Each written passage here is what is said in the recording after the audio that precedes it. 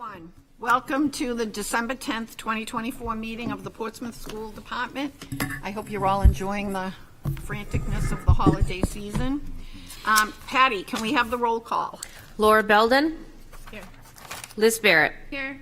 Tish Campbell. Here. Nancy Clayberg. Here. Pip Clues. Here. Brian French. Here. Lee Hudson. Here. Byron Maddow. Carrie Nolte. Here. Lisa Rappaport. Here. Eric Moore. Here. Nathan Delaney. Here. Okay. Can we have the Pledge of Allegiance, please? I pledge allegiance to the flag of the United States of America and to the republic for which it stands, one nation, under God, indivisible, with liberty and justice for all. Thank you, everyone. Okay, next we have announcements and recognitions. Does anyone have anything? Zach, do you want to? Sure. There's so much going on. I'm not going to do justice to all the different good things that are happening, but just two quick ones for me. One is that we had a student from RJLA, Nalani Alprin, who the backstory is that RJLA each year takes a day to do CPR and first aid training for all their students. If you may recall that we had a student last year who was in the newspaper because he used his CPR skills to save his boss at work. And now Nalani's in a situation where at one of the after-school programs was actually involved in using the Heimlich with a student, and so this is now the fourth example in the last couple of years of a student from Lister Academy providing life-saving care to someone on the heels of that training that they received. So I just wanted to give kudos to Nalani and to our RJLA and that ongoing impact they're having on people's lives. And so thanks to both RJLA and to her. And the other quick one, again, there's so many things going on since the last time we met, but I did want to take a minute to just congratulate the Performing Arts Department on the quality of the work in Beauty and the Beast, which they put on just before the Thanksgiving break. I think that was a large production in a musical to have that many students involved, large cast. Really impressive what's going on, and I think it's a tribute to a couple of different things. It's the high school program itself, but there's a huge feeder that makes that happen. It's all the work that starts in the elementary schools and kind of works its way up through the middle school up to the high school. It's stuff that's happening in music classes, but in other places as well. And then in addition to that, it's also a tribute to the really strong partnerships we have with community organizations who are heavily engaged in the arts in Portsmouth as an artistic hub in the state, but are deeply involved in programs that have impact on our students as they're growing in those skills in all those areas. So to sit back and watch what is like, wow, very impressive production, lots of families who really, big turnout from families. If you went, I hope you went for the MVP package and you got a light up rose for the key moment in the play. But it was a great turnout. But as you sit back and you think about all the different kids and adults who were involved in over the years building up to that moment where that happened, it's just a real tribute to kind of what the strength of the program and the strength of those partnerships with the community. So I just want to say thank you to all the folks who were involved in that. Okay. Yes, Liz. I just also want to recognize the arts too for the middle school performances. Obviously, it feels like there's a big comeback after COVID, and so I think we saw that at the performance this past week, and so looking forward to continued support of the arts and continued enrollment in band and chorus as well. So it was nice to see. Thank you. Anyone else? I want to thank people that participated in the holiday parade last Saturday. It was Tish who brought a convertible for us with her husband, and we sat in the convertible and drove through the parade, and Kerry was there with us, and who else? Some of the teachers. Yes, we had some staff teachers. with A handful us, of and of course teachers. Zach was with us, and we had teachers. It was really fun. And Zach's daughter, too, don't And forget. Zach's daughter. She was giving out a lot of hugs. She was. A lot of hugs around Yeah. on the parade route. It was really, really a fun parade, and it She was was the star. packed. I don't think I've ever seen so many people at the holiday parade. It was No, packed. it was great. It was good, and of course, our band, we were in front of the band, and the band did a fabulous job. They made us look good. Yeah, yeah, so it was great, so thank you, everybody, and Tish and Kerry and I want to talk about how we can make it even better for next year, so it was really fun. A nice day for Portsmouth. Yes. Yep. Okay. And I just wanted to share, I went on to the U.S. News and World Report, which comes out every year and ranks schools in New Hampshire, well, schools in every state, I guess. And just to let you know, New Franklin was number 6 out of 442 elementary schools. Little Harbor was number 14 out of 442 elementary schools. Dondero was number 22 out of 442. Portsmouth Middle School was number 9 out of 268 middle schools, and Portsmouth High School is number 15 out of 93 high schools in the state. So we ranked 15 and better in all of our schools in the state of New Hampshire. So I thought that was pretty impressive. So I wanted to share that with everyone. Yes, Nathan? Just to go off what you said, Nancy, right now the high school, yesterday, today, tomorrow, we're going through NEASC accreditation, and I'd just like to thank the staff and the students alike. Today there were, I believe, 15 different presentations in the library for these members to go around and see, and it all had something to do with the culture at PHS, so I thought that was really cool to see. So. Do we get accredited every 10 years? There's Is that a how it it's a works? 10-year Every cycle. 10 years? Yep. Okay. And then they come back intermittently. Yep. Okay, okay. All right, well, thank you, Nathan, and thank you for participating. Okay, let's move on. Consent agenda, we have the November 12th, 2024 regular meeting minutes. Do we have a motion to approve the minutes? So moved. Second? Second. Tish, any comments? Pip? I noticed that it said that there was a slideshow presented in on redistricting, and I'm just wondering if we could have that linked into the minutes the way that other things are.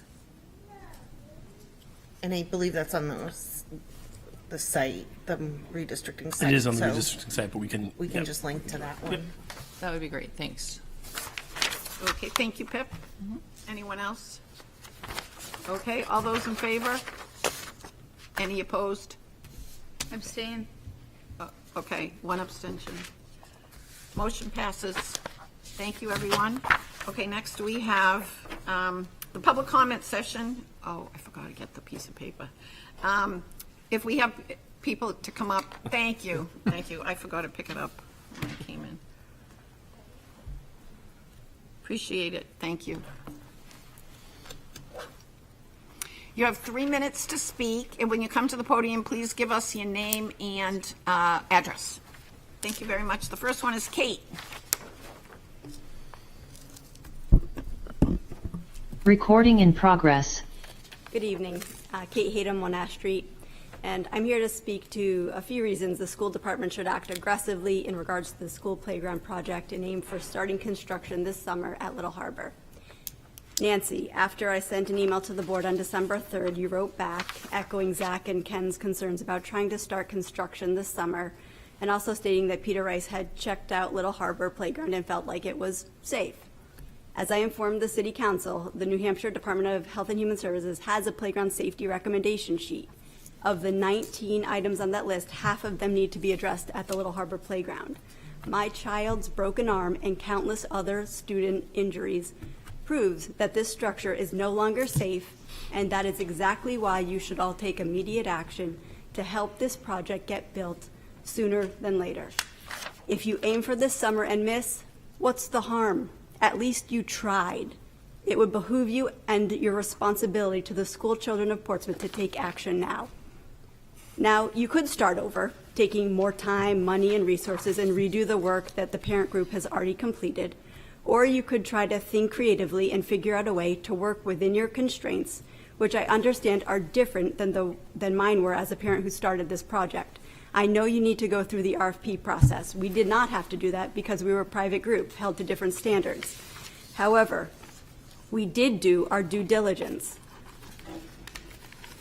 We researched companies, narrowed it down to 3, hired a registered landscape architect who has a degree in and worked extensively in this field. However, we did include the school department staff through this process. Ken Lynchy was very much a part of the process from the beginning, and he met with us and Cornelius multiple times over the course of the design work we had completed. And Zach, Aaron Lawson, and Ken all saw the plans as they were developed over the course of the last year and a half. So I implore you to think about how you can help move this project along. You can sit back and take your time and start the process over, or you can think outside the box, get an RFP out there, do what you need to do to meet your legal obligations, and then make responsible decisions to build off the work that we've already completed. Step back for a second. What makes sense to you?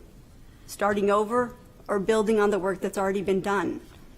Now, I also very much understand the conservation permitting issues. I know they're complicated and time-consuming, but August 1st is 8 months away, and while doing construction during the summer is ideal, even if you started in August or September, wouldn't it be better to give the kids 3/4 of a school year with a new, safe, ADA-compliant playground than another whole year on an unsafe one? Little Harbor has a great field just across the parking lot that You have 15 that seconds. could be utilized if necessary as a play space. You have $25,000 ready to use right now that we raised during the Glow Run. I'm pleading with you to do the right thing and simply try for the summer. I'm also wondering who's managing the project. Is it Ken, DPW? How are you going to engage the parents and the public who've been working on this? You have I'm done, but I just have one more sentence. You have invested community who wants to help. Let's work together, build on the momentum to get this project built. Thank you. Thank you. Next, we have Ashley Blackington.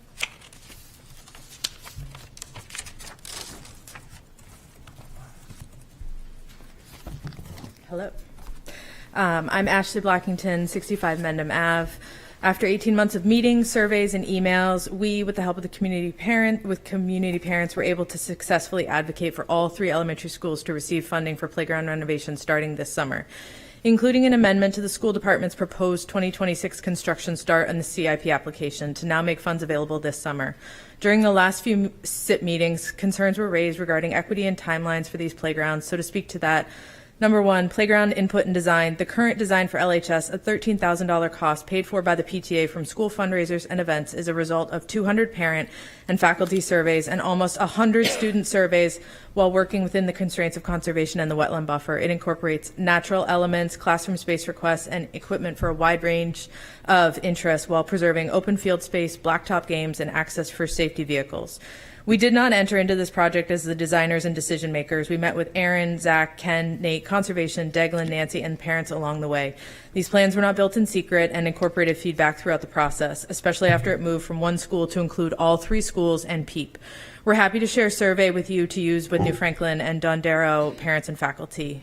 At many points during the last few months, vague timelines around the process of replacing the playgrounds have emerged. Each has been checked by Kate through conversations with the referenced other party and found to be not entirely accurate.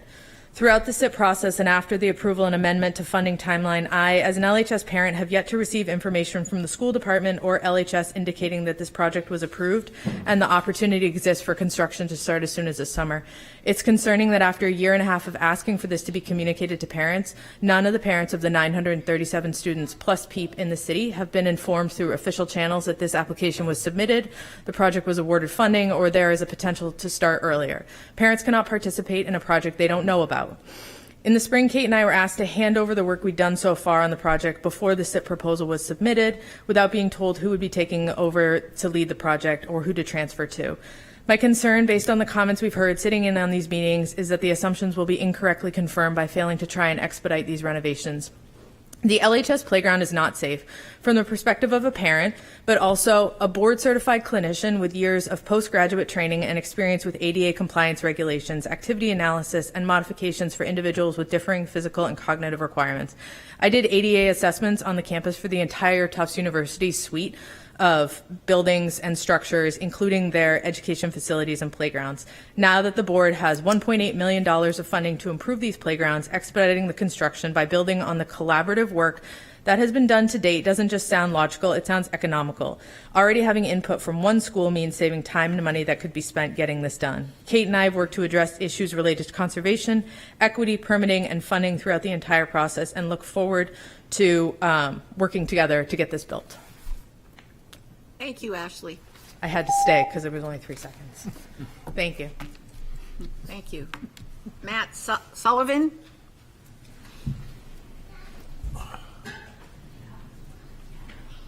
Good evening. Matt Sullivan, 1808 Islington. First, congratulations to the efforts of the board, current and past, for all of our schools ranking so high in the state. It says a lot about our community overall and what we all do to bring that forward, and I know you guys put in a lot of effort. We are lucky enough to have 2 children at New Franklin, a 3rd grader and a kindergartner. And they are absolutely thriving in that environment, as all the students are. All the faculty are amazing, and despite the apparent deficiencies between the physical buildings, the school has been fantastic.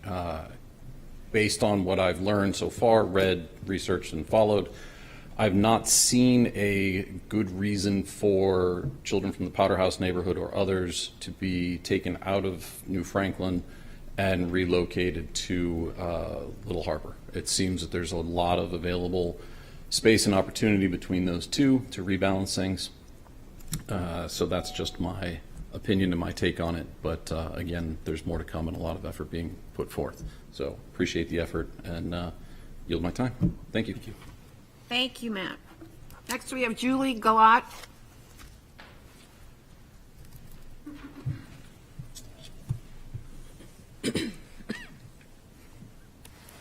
Do I push it?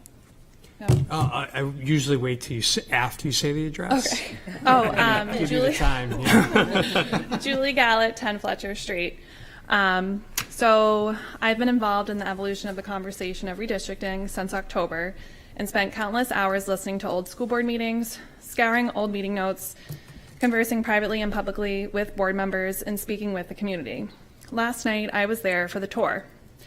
I'll give you the highlights. Dondero and Little Harbor has plenty of space for all their programming, and New Franklin doesn't. New Franklin has one room for PT, OT, Italian, special education, breakout, and other things, and you must sign up on a sheet of paper to utilize the space. There are 2 separate rooms that both house 3 interventionists with partitions to separate them.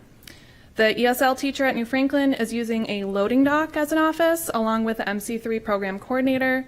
The library does not have closed doors and actually has hallways through it, and is a fraction of the size of the other 2 libraries. Glass vestibules are used for a book club or breakout space for delivering interventions to kids. And we learned last night that the cafeteria is the most recently renovated space in the school, still housing the original tables from 1967. There's no dishwasher or oven, and they have warming units to heat up the food. Don't even get me started on the gyms.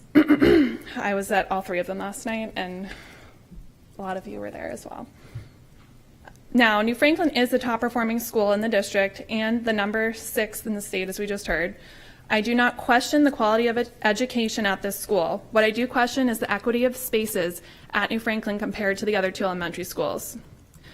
Why is it that we have one of the largest and most expensive middle schools in the state, a recently renovated high school, 2 other recently renovated elementary schools, and Lister Academy nestled at community campus? Yet, conversations last night sounded like this when talking about New Franklin.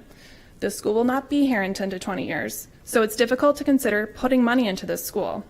The school is nestled between 2 highways. This is not a place people want to send their kids, nor does the town want to spend money improving it. It's so peaceful at Little Harbor with the sound of the water. Money is better spent putting an addition on another school across town. What about the past 10 years? What about now? And what about the next 10? Also, just for some clarification from the redistricting committee, is the population at the elementary school declining, or is it staying steady? Because it seems like, depending on what's being debated, the narrative is changing. What I do know is the way we deliver education has evolved over the past 20 years. We have more support services than ever, and the other two buildings have made modifications within their existing walls to support this. They have the square footage, but they've also been given the support with funding and conversations to support these changes.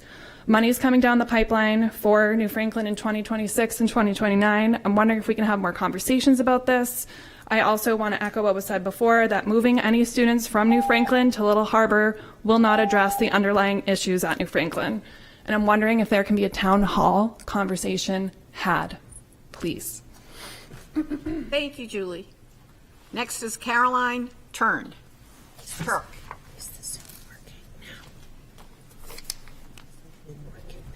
Caroline Turk, 152 Hillside Drive. Again, I'm just up here talking about the redistricting, as I've spoken to on previous meetings. Just a couple of extra points I wanted to add. As this process is going along, it is morphing and changing, and that needs to be acknowledged. The start of it was discussing class sizes, and as we look across all the 3 elementary schools, there is no problem with the class sizes. My kids are in class with 12 and 13 children, which is not an issue. It's also been morphed into space equity, and now specifically about different facilities that Julie just spoke about.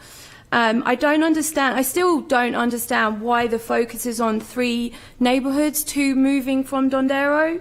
With the space at Dondero, as has been mentioned several times, is not an issue in September.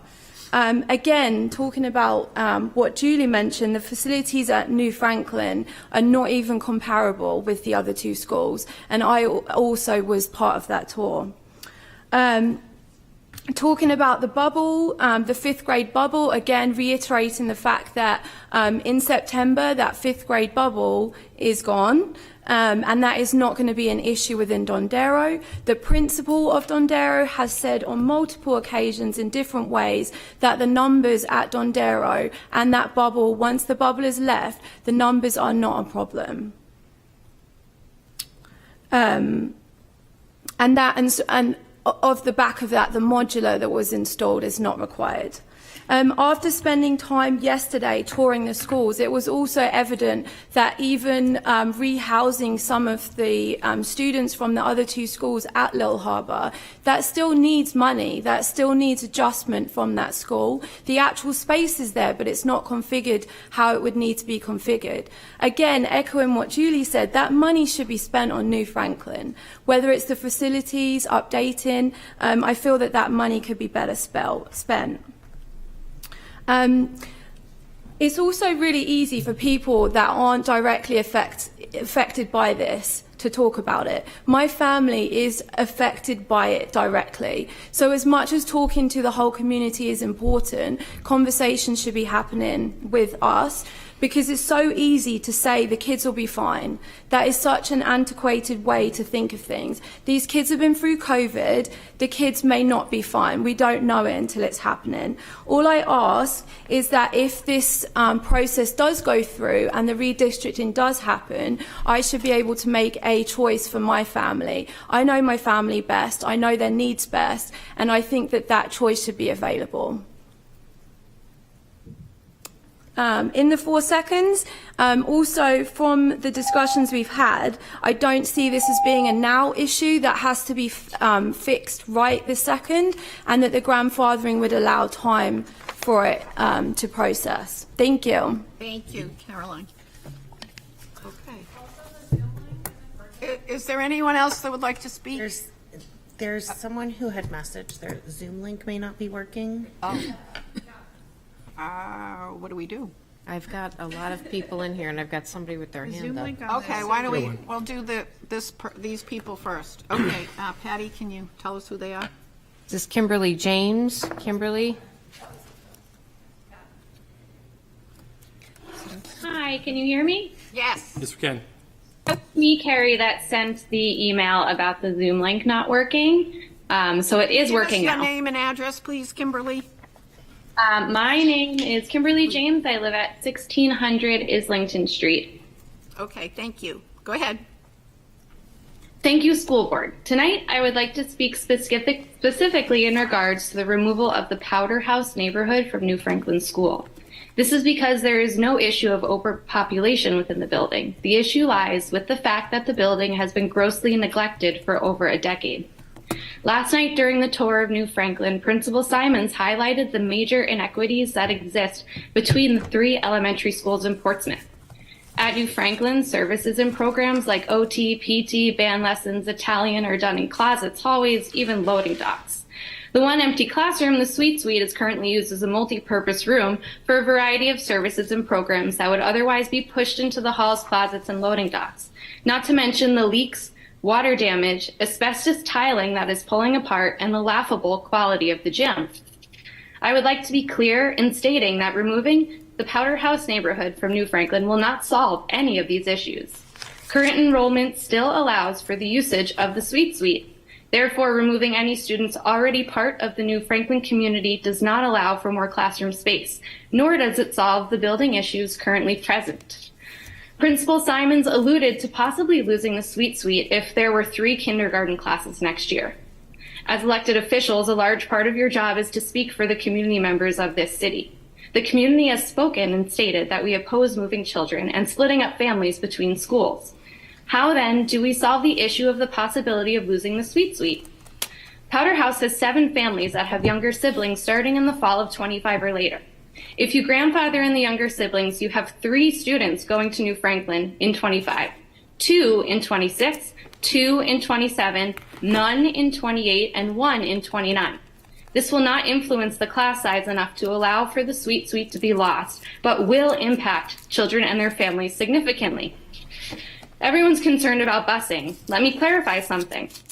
Until this year, the entire Powder House neighborhood was on bus P9, which is the same bus that services the Oxford neighborhood and Panaway Manor. For the next month, Powder House and P9 are combined again because the driver is out. The bus route still is about 20 to 25 minutes with roughly 40 to 50 students. Allowing students to remain at New Franklin School will not cost the city money in transportation. As you can see, there's no need to remove current families from the New Franklin community. Thank you very much. Thank you, Kimberly. No one else? Okay. Okay, if there's no one else that wishes to speak, I will call the public comment session closed. Okay, can you give that to Patty? I can. Thank you. And the next item on the agenda is the report from our superintendent. So you have a list of the email summary. So we continue to receive, and you've received emails from the community concerning redistricting. So we can continue to look at that, and some emails around the community forum. In terms of the next item down is the proposed Rule 7 order of business request. We've been in conversation. I think I've mentioned this multiple times. We're interested in, since we had the strategic planning meeting, bringing in folks from the buildings to talk about some of the things that are already happening programming-wise connected to the fulfillment of Portrait of a Graduate. To give the board and the community some context to some of the good work that's already happening, and give the board an opportunity to engage those folks with some questions about what they're doing.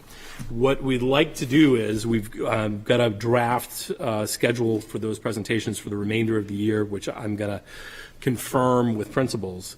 But what we'd like to do is to right now in the order of business that the way in which we have set up the rules of the board, you have a set order of business where the most likely place that those presentations would appear would be under new business.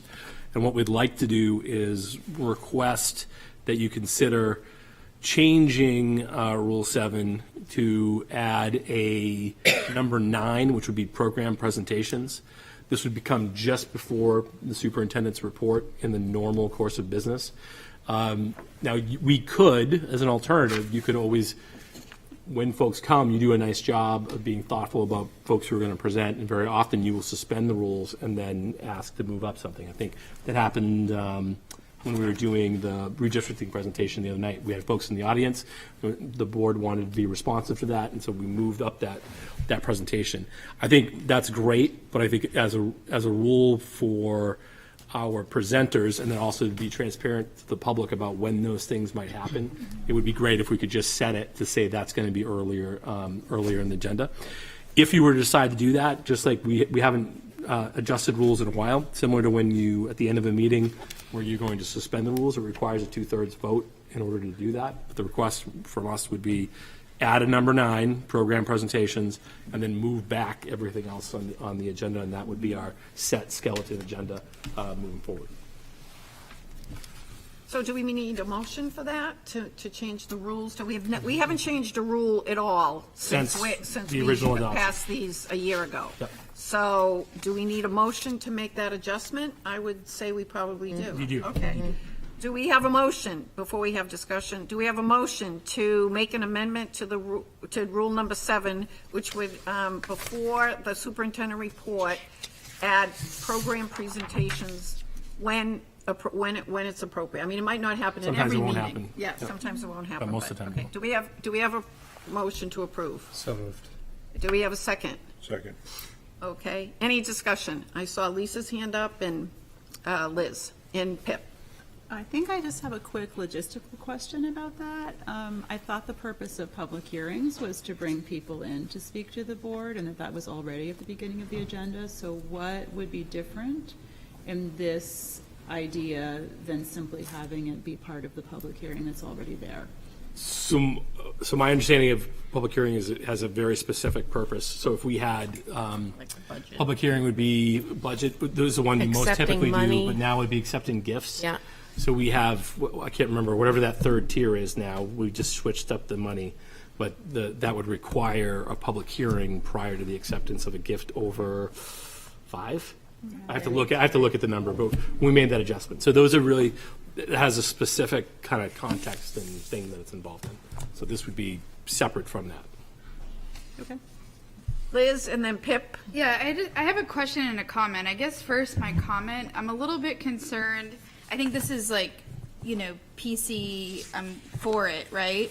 But my concern is that we don't have a motion on the agenda or an action item under this. And so right now we're talking order of business and changing our rules, and we don't have it noticed on the agenda.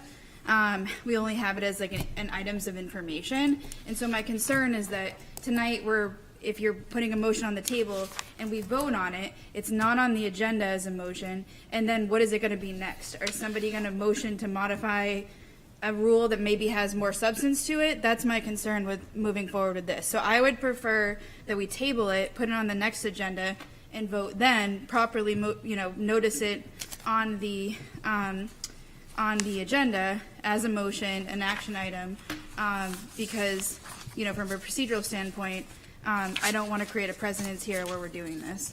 And then my question is that, where on the agenda are you looking to put it? Because I guess I would prefer that public comment go first. We have folks from the community sitting here, and then it would be after public comment, maybe after public hearing. Is that where you would see That's it? exactly Okay. what we would suggest. Yep. Okay. Okay, thank you, Liz. Pip? I just have more of a question, which is, I wanted to make sure I heard you right. Are you suggesting that you're going to start doing this at every meeting, or is this just allowing you the opportunity to? All that will be in consultation with Nancy and Brian, but the target is to try to have more consistent presentations, again, tethered to tethered to the portrait and what we're already doing. And in some cases, some of that will also be presentations that will be about new things we're doing, i.e. some of the work that we're doing in terms of curriculum alignment in the elementaries. So, but what we'd like to be able to do is if those folks are going to come in, to put them in a position to be on the front end of the agenda and then come in, do their thing and go home. That part makes sense to me. So I think I was caught up a little bit too on what you said about things we're already doing, because I thought what we had asked for was more like a report on how we were implementing things that would guide us in that direction toward the portrait of a graduate. Yeah. It's new things, I thought, but you're saying things that we're already Well, I think doing, so it's a I combination. anticipate a combination, because I think there are things that are already happening in spaces that I don't think we've done an effective job of communicating with the board about. So some of it is that, and then some of it will be around communicating the work, ongoing updates about the work that we are doing. So so I do think we could, just around some of the curriculum alignment work that's happening at the elementaries, we could do multiple nights of kind of parts A, B, and C of how that started, what that looks like, what are the challenges we're facing now, those types of things. But we would like to be in a position, and this is actually this goes all the way back to when we met around strategic planning, the desire to just to create a better context about what's happening in the district in relation to these types of things, which I think can be a combination of the two. Okay, I think I support that idea in general. And remind me what you said you wanted to call it. Program presentations. Okay. I want to echo what Liz said about how, we got this in our agenda, but it wasn't clear what you were proposing. It would have been good to, I totally understand, and usually, I would say usually, and I apologize for that, usually this is a type of agenda item that I like to put a memo in front of to say, so it's not just an artifact that's floating, but it's, here's what it is, here's what we're looking to do, here's the rationale behind that. So I apologize, and I totally understand if the board would like to move it to a consideration at our next meeting. Thanks. Lisa, did you want to say something? Yeah, I'm just thinking another piece of this for me is that when we used to regularly have people come from around the school district to speak to the board, the members of the board got multiple weeks of advance notice that they were coming, an opportunity to send questions to the chair or the superintendent in advance, and an opportunity to have a more productive dialogue based on them knowing ahead of time what types of things were on our mind. And I think we've very much lost the thread of that over the last couple of years, and I'd really like, as part of what you're proposing, to try to bring that back. I think it gives us more transparency, and I think it brings better dialogue and ultimately better decision-making. I would just say that our goal with this, and then to follow up with, is to give you a map. Here's the rest of the year, each night, so you know when it's coming. Gives you plenty of time to say, within this realm, I really, please make sure that people can speak to blank. That would really help me as a board member, and it helps presenters, zero in on what you most need. Okay, and we also talked about limiting it to 15, 20 minutes at the most. These presentations. We're gonna try, and I think that's not a we're gonna have to work as hard with our folks as anything that we do here with the board. I think, our folks like to talk about what they're doing. Yep. And I think once they engage in questions, they feel like sometimes a 2-minute answer doesn't do justice to what they're trying to say because we're trying to create context. But we'd work really hard with our folks around trying to be really disciplined, just to be knowledgeable about how long board meetings can go depending on how we approach that. Also, I think some of that too is around the design, to go back to having a schedule well in advance. It also allows people to be in a position to have more materials in the packet where they're not trying to do a kind of the book report of their stuff, but instead can really focus on some key items and assume that the board has read their materials before they come to talk. Okay, I was just looking at the calendar. Our next meeting is January 14th. So why don't we table this till January 14th? Does everybody agree with that? Kerry? I'm comfortable voting tonight on it, and as it's a minimal, minor change to me, if that's of interest to others. I guess I just am hopeful that in that, I think one of my biggest concerns in the prior presentations that we had was that it was scheduled by facility or middle school, and it was sort of open season on all the things middle school. And I know that really ruined some relationships between the board and the community of staff and administrators. And so I just want to make sure that there's framing around, it's this strategic goal, this is what we're talking about, and the questions are focused and moderated around that. So if the goal is, and I think that would probably be guidance coming from you, but it would be great if that was like upfront in the presentation material so that the scope of questions was more clear to board members, and then we could moderate the discussion around those. Good suggestion. And I would just say in that suggestion, I think too, I think some conversation about how do we provide more opportunity for the board to engage some folks. So if you do have questions about the middle school, well, how do I get those questions answered? And maybe it's not the middle school's coming that night to present on their work around curriculum mapping. So it's not your night to ask about what's happening in the art space at the middle school. But I think it's understandable that folks would want to make sure that there is that opportunity to ask questions about what's happening in the art space, if that's what you're worried about. Not picking on art, Eric. It's an example. So I understand both of those threads at the same time, and I think if we're responsive to what people are asking, then we're less likely to have some of those questions that might not really be connected to the presentation. So. Can I just Okay. respond? Are we all in agreement that we will table this till January 14th? Is that what I said? January 14th. Okay. All right. Thank you. Thank you, Liz, for that suggestion. Okay, let's move on. You just have an updated budget meeting schedule. The dates have not shifted. The thing we want to make sure you're aware of is we're trying, in order to have, we have more control over the school department conference room, and with the technological changes that we've added and some furniture shifts, we think the right move would be to shift away from conference room A and start to move towards utilizing our own space. Because it's consistently available to us, and I don't know. So that's our suggestion. Okay. Any questions about the budget schedule? Lisa? Yeah, along the same lines as our last discussion, when will be the process for making requests for who we'd like to hear from, and when will that be finalized so that we can ask questions in advance of them coming in? So what I anticipate, I think as we get into, this is the last board meeting tonight, but I'm happy to have individual conversation with board members around specific areas that they would like folks to be able to speak to. And then I think too, as we get into, once we do on the 14th, an initial presentation of kind of, I think you anticipate similar to past years, that Brian and I will do large swath, big picture, 30,000 feet on what's in the binder. We'll talk through that whole process.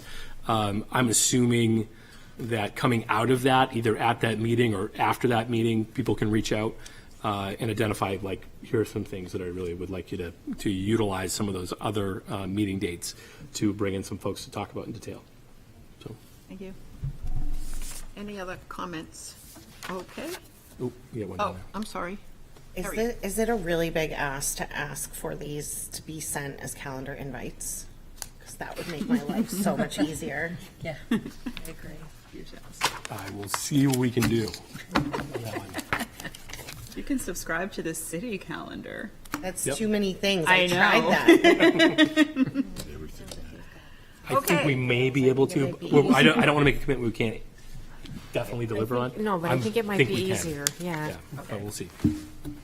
Okay. Thank you, everyone. Let's move on to correspondence.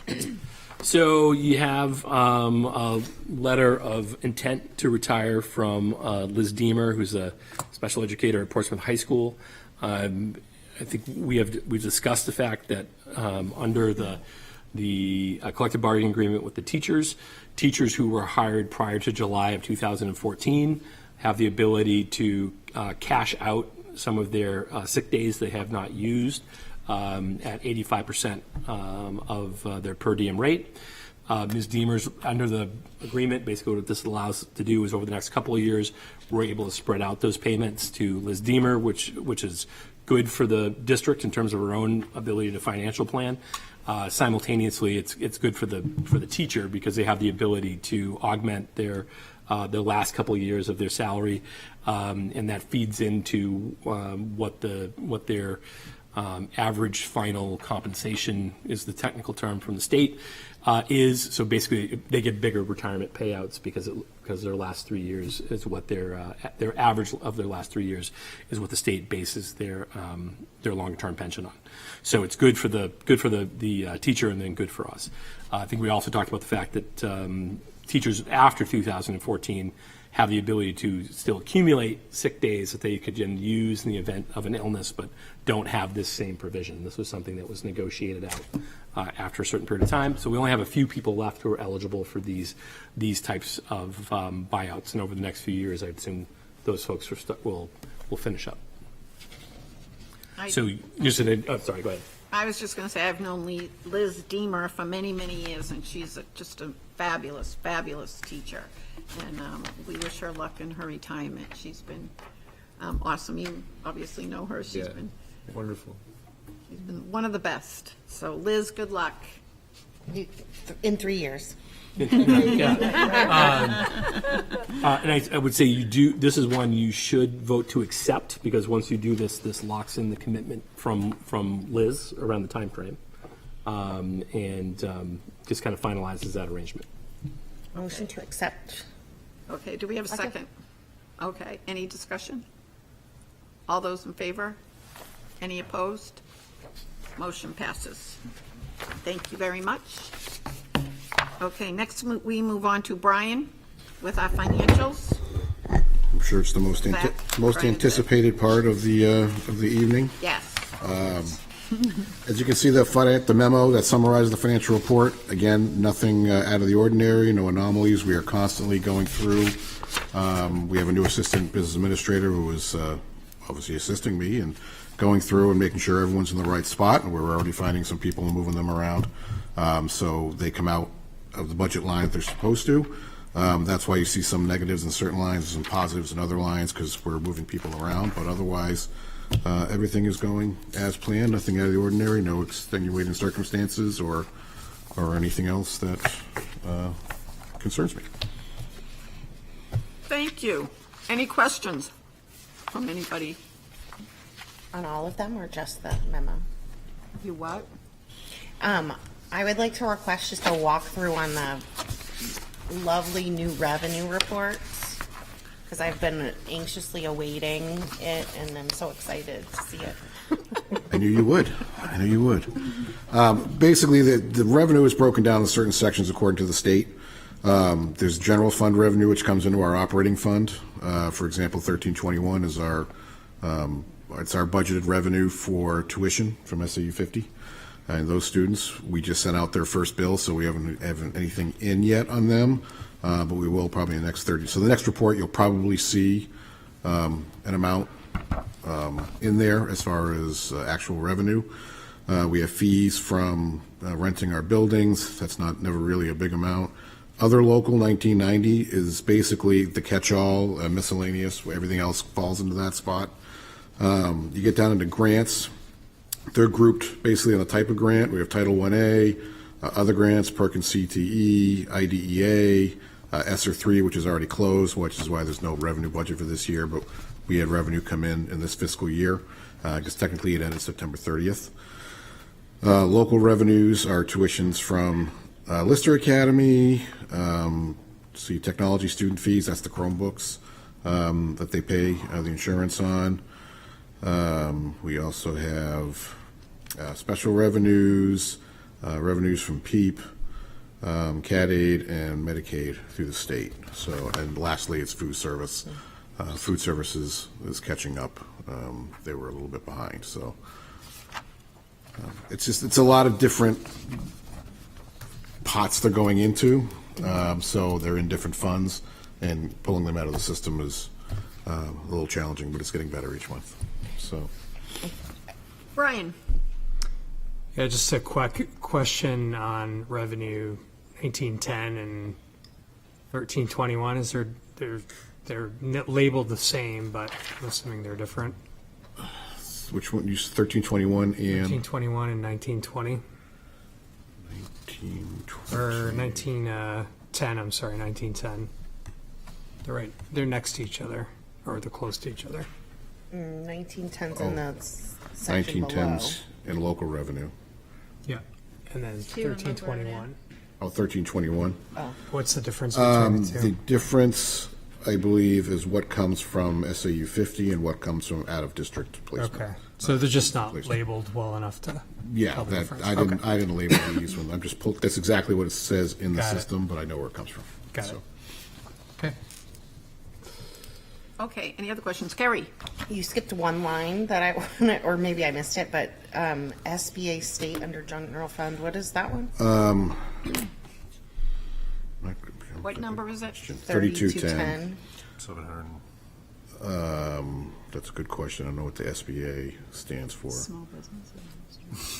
Small Business Association, No, it's School not. Board Association. That probably is some type of, I'm sure there's a special ed thing in Attachment there. to it. I'll break that down more for the next report, so we'll describe it a little bit It's better. much better, though.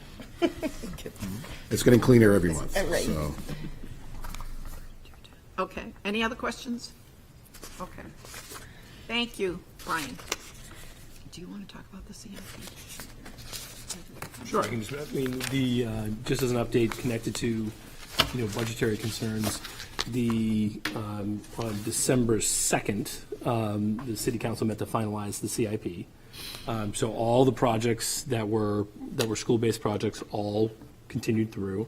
I think the ones of note that were brought up before, just want to hit back on, so the proposal connected to the 3 elementary school playgrounds our request was for FY 27, 28, and 29, and the council did indeed move up that money where we had the availability to access those funds as of July 1 of this year.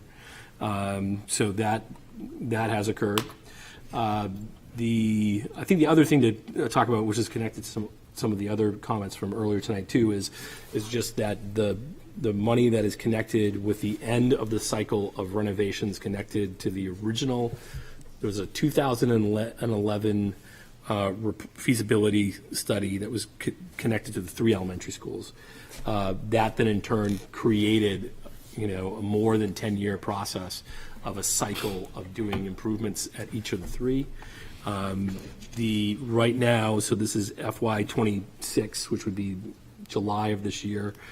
In FY 29, there is money set aside for New Franklin. That money, right, I think this is important because it feeds into some of the comments we had at the tour the other last night, and then some of the comments from folks today.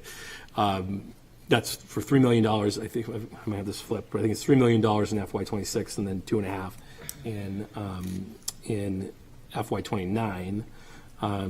Those funds, based on previous dialogue, this has been similar to when I walked in the district, that this was the same conversation, were targeted towards the first and foremost, the security improvements, which include, at Dondero, those of you familiar with Dondero, there's they call it a bunch of different things, an airlock, a man trap, a vestibule. So as you come into Dondero for security purposes, you come in through an initial door.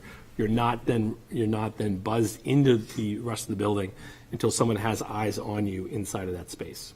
In light of some of the school threats we've had, I think that was reemphasized over the last couple of years as something that was really important, because at New Franklin and at Little Harbor, that is not the case. There's a camera on a buzz-in system, and that is what people are operating from.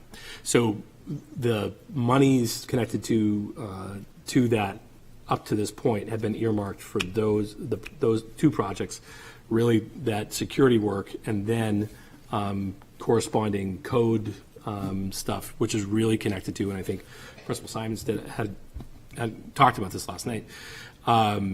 It's around the nature of the structure of some of the walls, and that folks in fire and code don't feel that those are up to code. And so that is where the money over the next 4 years, most of that money would go just to those projects primarily.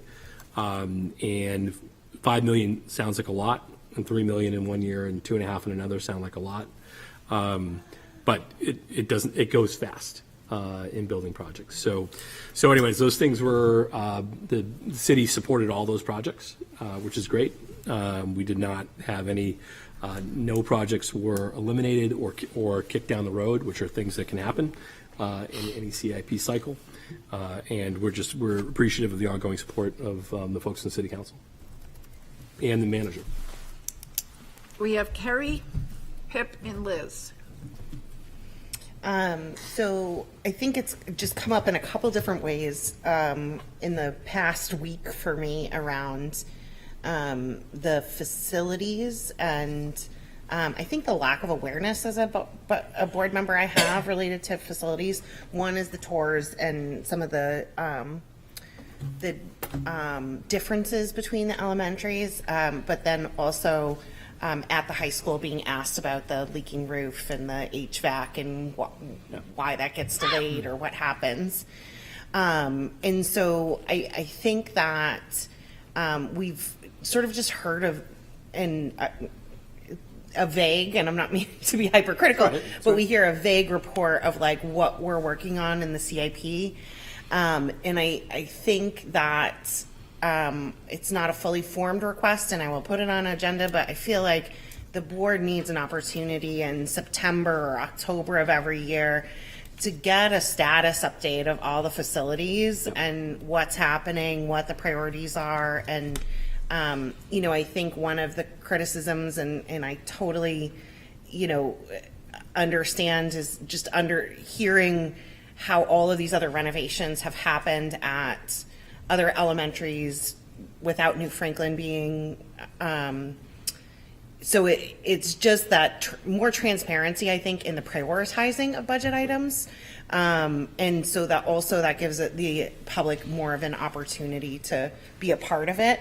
And I think we can make a stronger CIP request when we have public input and experience and, you know, public support behind us to make larger requests to get all the schools on an even more even field. Yeah.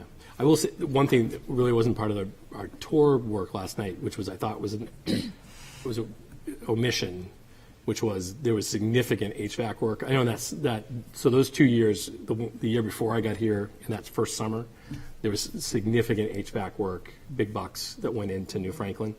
So it's not that New Franklin has received no funds. That was a significant investment by the community in those systems. But that doesn't translate into, you can do that, and you can have cleaner air and air conditioning. And I think an important part of that, I think, for people to note too, because when we get into air conditioning conversations, people point to New Franklin. That was first and foremost about air quality and the concern about air quality in connection to the location of New Franklin, and that's why that investment was made. So anyways, but I totally hear what you're saying about giving the board an opportunity to have a broad understanding of the state of facilities, period, what is being prioritized and why, and then having the opportunity for the board to provide additional input on where those projects should go. And I know that we had that kind of calendar, like a standing calendar of sort of operating procedure, like a SOP calendar we've talked about for a long time.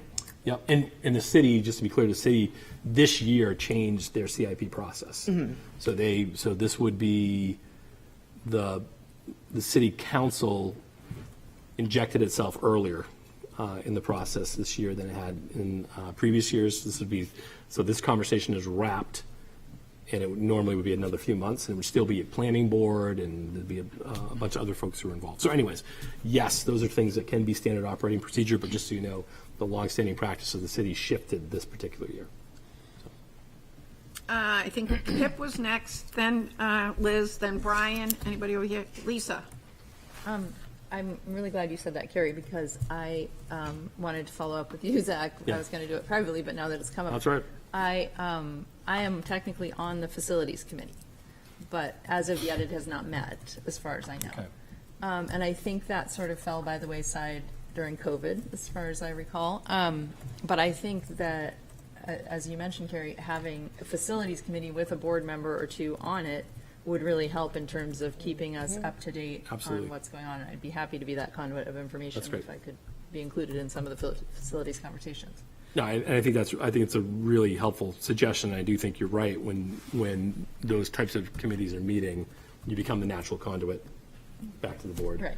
And the natural conduit into those conversations with, here's what I'm hearing from the board, and Right, here's what I'm in hearing both from the directions, committee. right. So. My question, though, was about the playground situation, and I'm glad that the money was a lot approved in the CIP, but could you respond to the question of who is now taking charge of that and who's going to be the lead on that process? So it's not a DPW project, it's our project. So we'll go through the normal types of work that we would normally do. So Ken will be the kind of the project manager for the work. And then we'll go through the steps we would normally go through, RFPs, kind of our normal project, which can feel slow, our normal approach, which can feel slow to folks at times. Okay, but it is the school department who's It's the school department Okay, project. Yeah. thanks. Yeah. Thank you, Pip. Liz? Yeah, I think I share Carrie's sentiment. Like, I maybe wish that I had this tour of New Franklin sooner, 3 years ago sooner. And maybe bad on me for not doing that. I go into the spaces, but I'm not seeing the full picture. And I think the full picture of the spaces paints a significantly drastic contrast between our schools. And so I guess I'm wondering, with this money that's being earmarked for New Franklin, if we could get somebody, an architect or whoever did Dondero spaces, to do this right.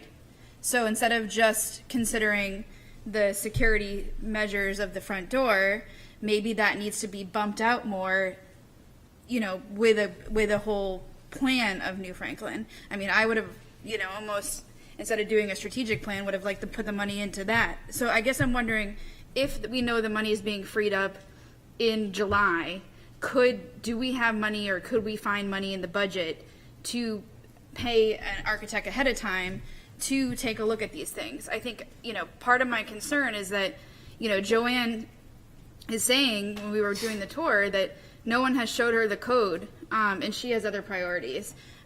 She needs additional space.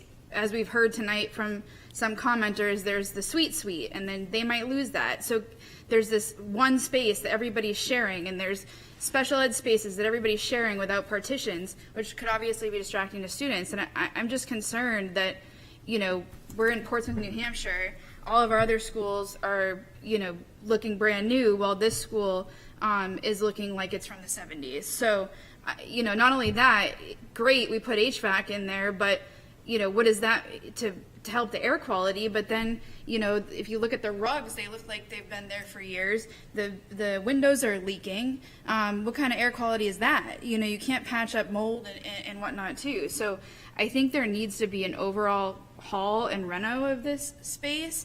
And I don't think that the argument that that we're going to get rid of this space and go to these other schools, I don't buy that. I think the numbers are going to stay steady. I was the one 3 years ago asking for a look at all of our spaces when we were talking redistricting from a space perspective. I'm happy it's happening now, but I think it's bringing out the serious inequities in all of our schools. And so if we want to be equitable, I think we need to give New Franklin a new space. And so, if we have $3 million coming, I don't want to patch it up. I think we need to find the money and somehow vote or do something to get an overall picture of what this could look like and what it might look like long term, so that we can ask the city for the money in the next CIP or whatnot, and have the $3 million be the start. But whether we move money from the playground at New Franklin budget to going directly into the school, I think those are things that we need, and our kids need spaces. And unfortunately, I think COVID's made this 10 times worse. Like, we need OT-PT space, and we don't have it. So, and I appreciate some of our, Little Harbor does, but I think New Franklin is a school that's going to stay there. It's been there since I was a kid, and I don't think it's going anywhere. So I think we need to think about this a little harder. Well, Liz, we talked about having the facilities committee get involved, so why don't we start there and have the facilities committee get involved, and then we can work from that point on. I would say just broadly around, I think there are big questions to wrestle with. And part of bringing you on the tour was to, I think, one of our speakers talked about the morphing of the redistricting process, the conversation, which is a fair comment because it started off as the exploration of one problem, which was class sizes that were larger than folks were comfortable with at Dondero, which then led in turn to a short-term solution, which we knew was a short-term solution, which was the modulars, which led to concern amongst the city council about inefficient use of funds, which then led us to lead, well, how could we fix this? Which led to an exploration of, we've got way more real estate than we realized at Little Harbor that's underutilized. Which led to, well, if we're dealing with that issue, wow, let's look at all these facilities, and of the three, the one that seems, the most inequitable is New Franklin. Well, Zach, I don't think that's fair. Sorry to interrupt, but I don't think that's fair because I brought this up when I came on school board, and maybe you weren't here at the time. There was a shift or whatever. But when we were talking redistricting back then, I said I'd like to see a map of all the schools and the spaces because I knew people were using closets for special ed space or hallways, and I'm concerned that we're continue to do that, and we're asking New Franklin to possibly do that next year, depending on kinder size. So if that means we need to put units out there, then that means that we need to put units out there. I think we need to take a hard look. I'd like to keep the units at Dondero so that they can use them for OT and PT space, because we heard from Kate yesterday that they need a bigger space for OT PT with the children from PEEP coming up. Sure. So I think we need to push now, because otherwise, if we don't do it now and then the city council is having their last CIP meeting, they're going to be asking us budget season, well, why didn't you tell us sooner? So I think we're going to end up with this cycle if we don't push and advocate for either adding units as a temporary fix. I like the unit. I honestly think at Dondero it would be nice to keep it. And I think we need to have a bigger conversation around it. Maybe facilities could be that conversation. I'd like to look at numbers. What could we buy the units? Why are we renting them? What does that look like? So I know parking, it seems like they're working through parking, but the space is nice. We saw them last night, and I'd like to move forward with them. Okay, thank you, Liz. Lisa. I, first of all, just appreciated what Carrie was saying earlier in this thread, just in terms of having a regular annual update on facilities. I think that would be really helpful. And I do feel like if there was the facilities committee meeting on some regular basis where people knew and could attend, it could also give a venue for public comment and feedback that could be really valuable. So I like that as well. I think the one question I wanted to ask is, if our district is the lead and Ken Lynch is the project manager, do we have any sense of timing for the playgrounds at this point? Because if the city kind of was like, okay, good news, we've moved it up. It does take time to do the RFP.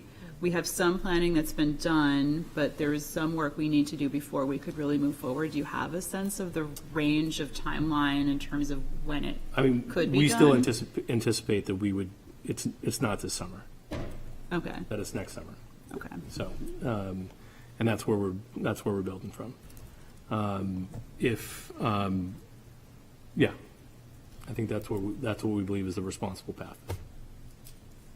Because we don't think we can get it accomplished in the timetable that we're trying to accomplish, and we don't think we can totally utilize the plans that we've been given. So we were engaged in some conversation around that work, but we didn't project manage the plan from the start. And so we really need to now engage in our process and do our thing, which is typically not a major construction project with permitting concerns, with bidding concerns, that would get done in this short a time frame. Okay. And that is, we're trying to thoughtfully build into as part of not just, it's not a singular project. It's three sites, 4 playgrounds at, we're pushing $2 million. Yeah. So we're trying to do that. We're trying to do that and be thoughtful about how we're approaching that whole thing as a unit.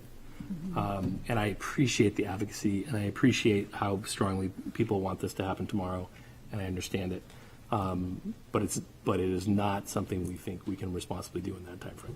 No, and I really appreciate that detail. I think the one thing I might want to think about going forward is I feel like this has come up in various ways on other projects where they start with a kind of grassroots, bottom-up type of PTAs or other booster clubs or other organizations or fundraising to try to do big projects in the schools. Yeah. And I do think we sometimes have a breakdown. It's not limited to this project between what happens when it starts over here with people fundraising and then that handoff to the district. So maybe just creating some sort of better process going forward, because I do like to think when people are putting in the time and the energy and raising the money that they know up front this is how it's going to.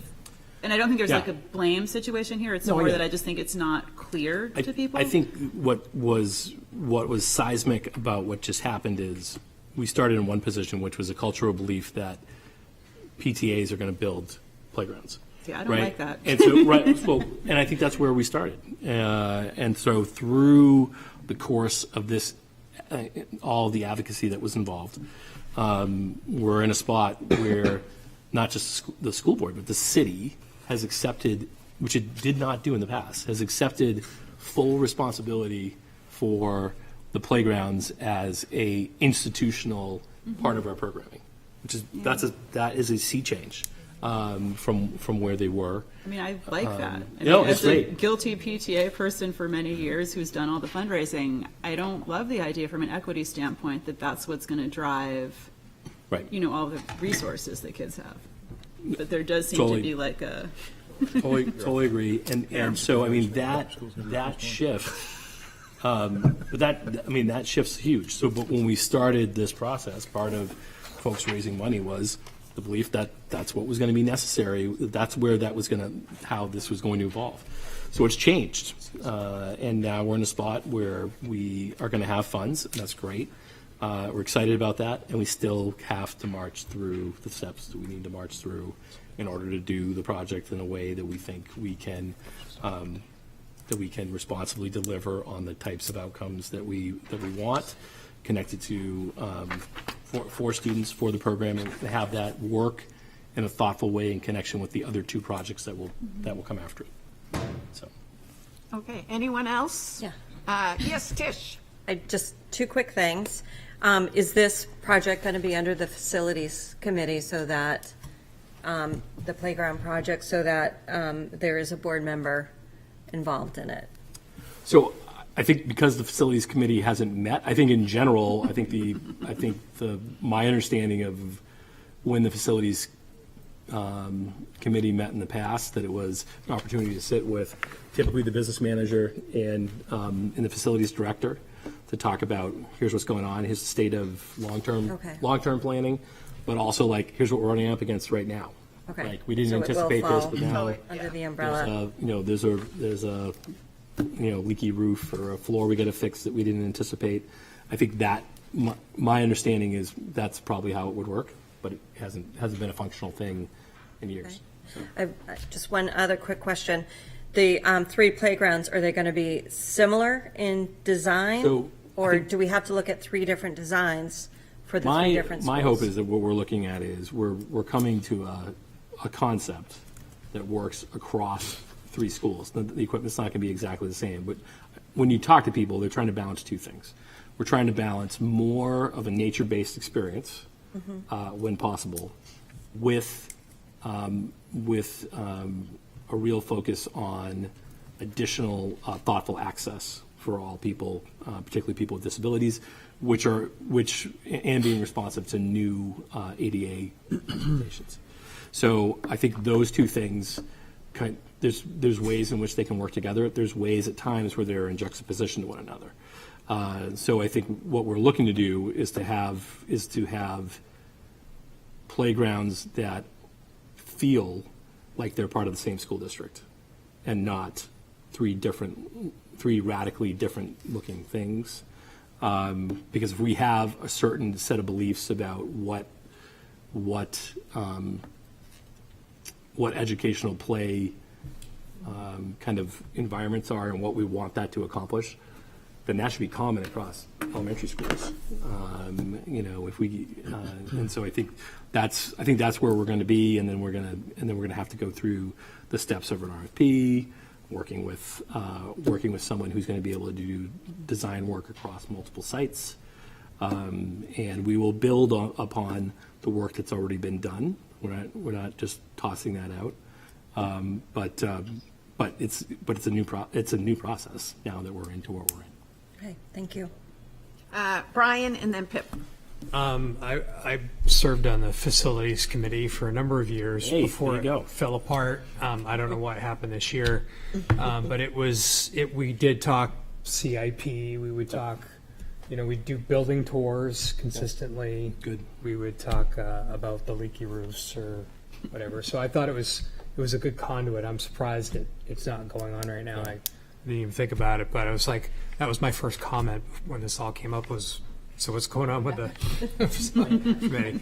But super helpful, and I hadn't been in the buildings for a while either, so it's good to do a tour again, and it was great to have the opportunity for everybody to go through and look. 'Cause I think it was super helpful for everybody to. It's one thing to see a map; it's another to go in and experience the space. Yeah, and I think that was the conversation that we had. Carrie Byron and I had the opportunity at one point to, I just said as they were trying to work with numbers, do you want to see the space? We should let's go walk it.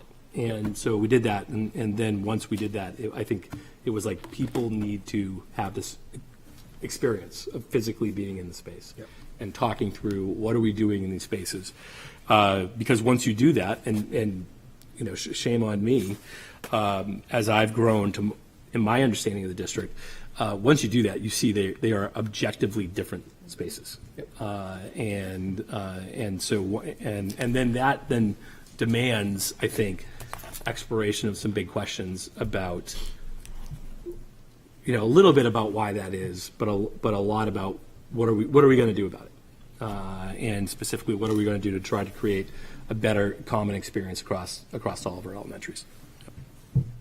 Okay.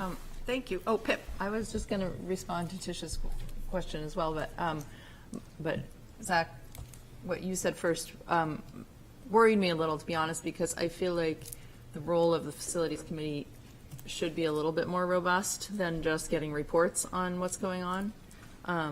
So I would hope that, given the community's interest and the city's involvement and the fact that the district is leading the playground project and that it affects 3 of our schools, that we would have a committee that is more involved in that specific project and in any other specific projects that come up. It doesn't have to be me, but I do actually have experience in playground design. That's right. You As a side note. As a side note. But I don't. Right. But I don't need to be. Okay. But anyway. Yeah, I think that has been. I mean, maybe Brian knows better, but I think when we did the renovations of the 3 elementaries, or at least planned those out, that the facilities committee was pretty heavily involved in that. That's great. Okay. Carrie and Liz. I just wanted to ask for some orientation to the agenda because I'm not sure where we're at. Well, I just asked. Still on my report. I think I asked. I mean, it was such an important yeah. event. I asked Zach to comment on the CIP as part of the financial report. Okay, Liz, sum it up fast, please. Yeah, I guess I'm just, we heard from the community members that, they do want, there is $25K sitting there, I guess, or there are funds for the playground, for Little Harbor. I know that as far as us doing things, you're saying that it wouldn't be until next summer, but I guess I'm wondering, with the committee, if we could revamp the committee with Ken, if we could get some sort of community involvement, whether that's like ripping out the playground and having, some sort of starting point this summer, if we're able to, or permitting, or whatever needs to be done, if there is a small amount there to start the project, even if it ends up being like Dondero, where there was no playground for a while. Maybe that's just what happens to get the unsafe playground out of there, and then kids get creative. So I'll just say one thing, which I just want to make sure, in terms of unsafe playgrounds, I just want to make sure that it's clear that we don't agree. We agree that the playground can use some revamping, but we would not put kids on a playground we feel is unsafe. And so, we don't put kids in spaces that we feel are unsafe spaces. So I just want to make sure that was clear. Okay, thank you, Liz, for your comments. Okay, let's move on in the agenda. Thank you, everyone. And I would just suggest if you happen to bump into a city councilor or the mayor, the assistant mayor, thank them for the support they gave us with the CIP, particularly the playground project, which 1.8 million is a lot of money. A big investment. So, and that's great. So if you see somebody, thank them. Okay, let's move on to consideration and approval of the 25-26 school calendar. So the calendar is back. We tabled it last time that we were here. Just to kind of clarify some quick kind of bullet points about the calendar. There's 180 instructional days built into the calendar. There are 7 teacher workshop days. Those will appear as you'll see. You do a count. You might see 8, but one day is half the schools on half the districts on a teacher workshop day, and the other half isn't, and then another day it's separate. So it's a total of 7 teacher workshop days.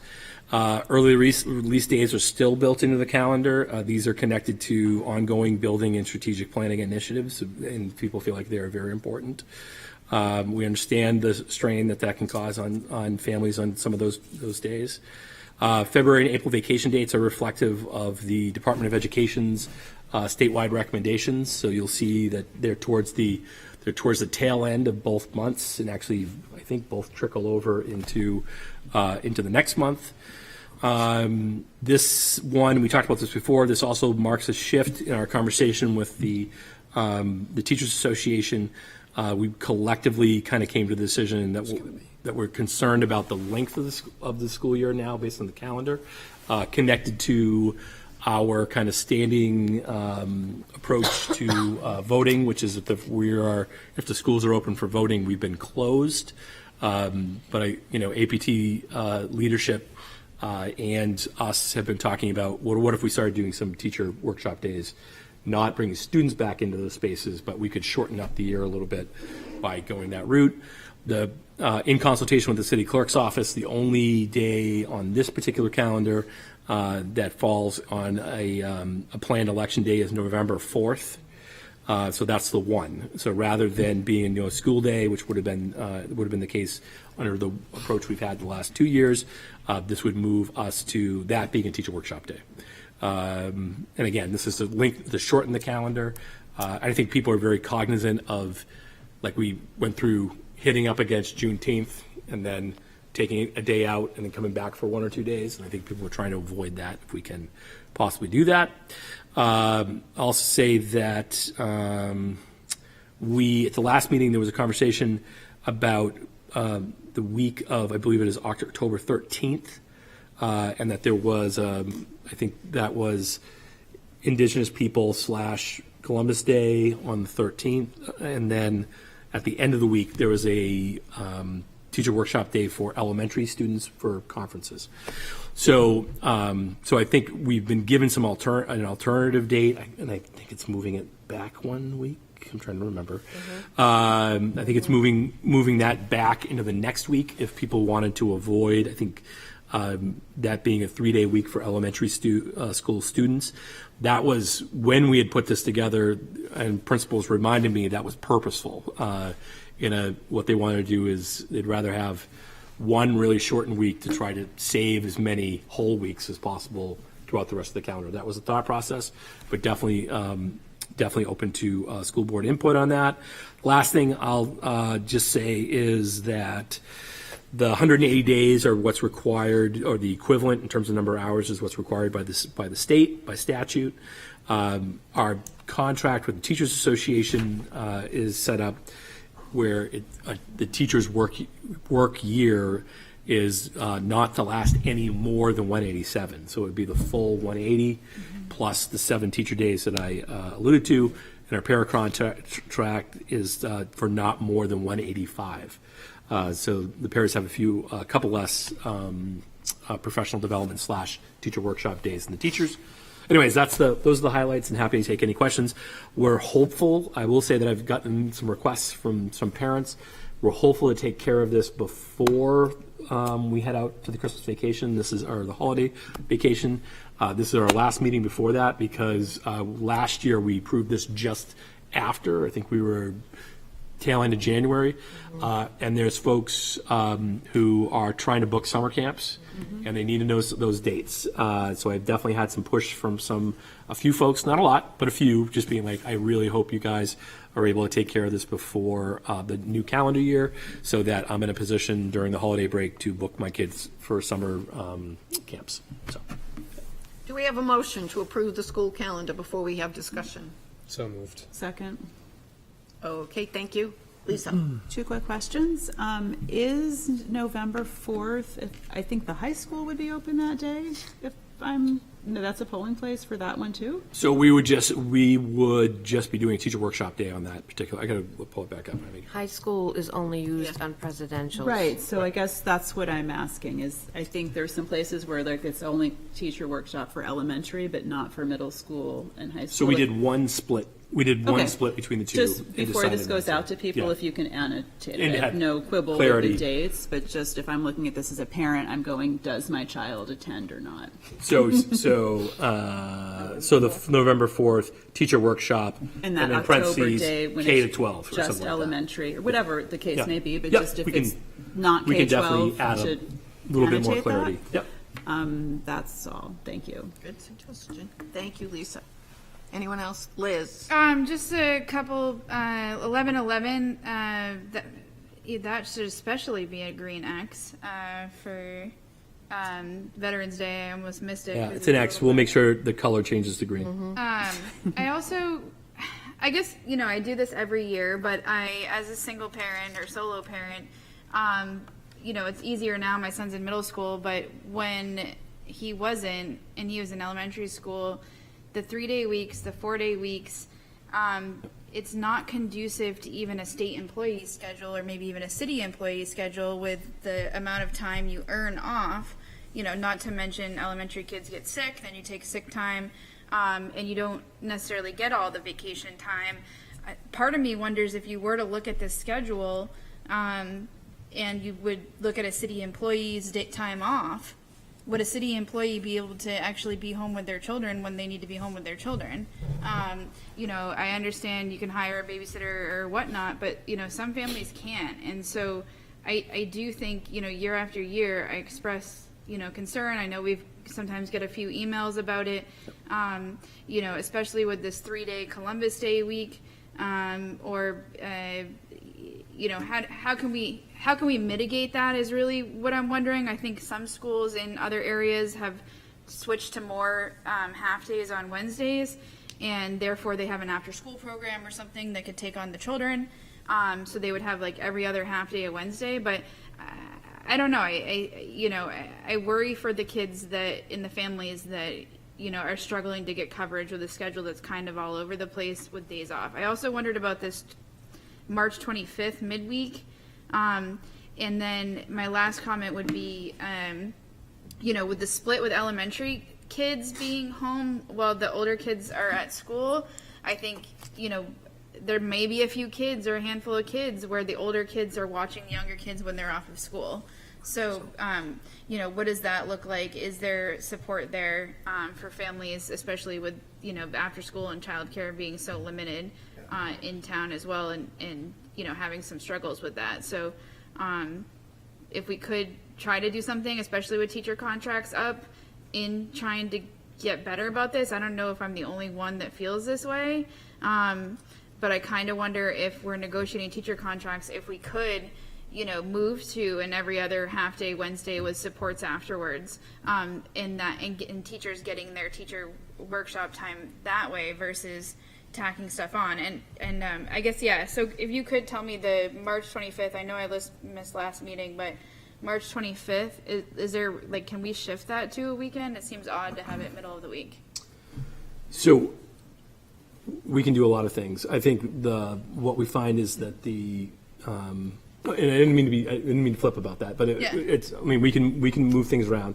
The preference for when we can, having not against a long weekend professional development time is twofold. We find that it can be challenging in terms of, not in a large way, but staff attendance can be more challenging and staff focus when we have just a few days over the course of a year to like really drill down on some stuff.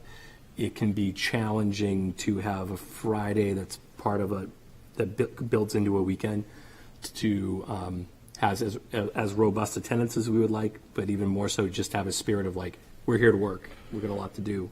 And that's not that our people are bad people, it's just human nature that tends to be the case. So there was a preference amongst principals to, when possible, to not have those up against the weekend. Yeah, I mean, I think that's the argument for like what some schools are doing now and having like every other Wednesday as a half day. That way, you know, it's the teachers are already there. You get them into a session then, and then you provide the after-school supports for children. And so parents aren't being forced to take their time off on days that don't really make sense. Okay, or thank not you. having the time off. Thank you, Liz. Any other comments? Okay, let's vote. All those in favor of the school calendar, raise your hands. Anyone against it? Okay, any abstentions? Okay.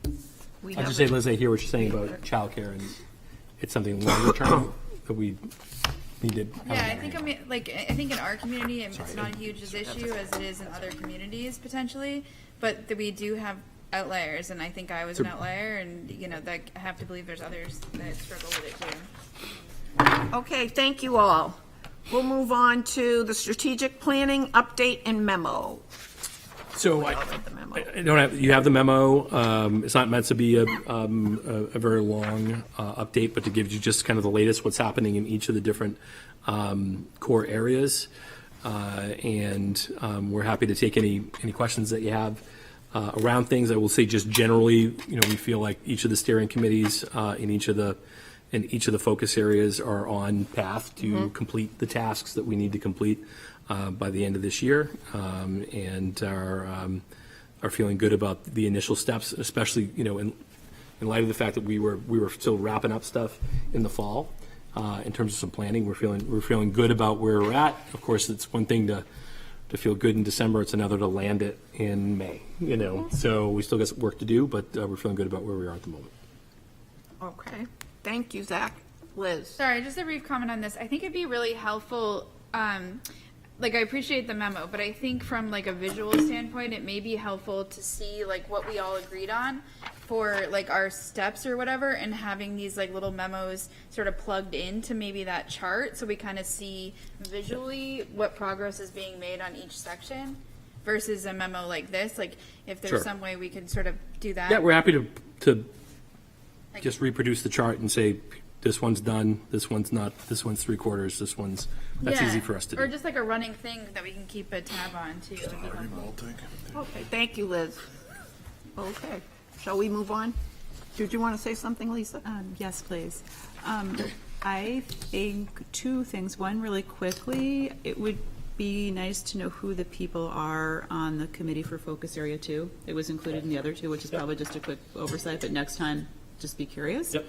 And the other thing I was, you know, Brian and I are on the Teaching and Learning Committee that meets quarterly, and I think that's been a fantastic overview of the process of how the district-wide is tackling curriculum, and just like the entire like scope and size of the project, the massive amount of work going into it, and then even what are the results that we're already seeing. It's been pretty amazing to see it.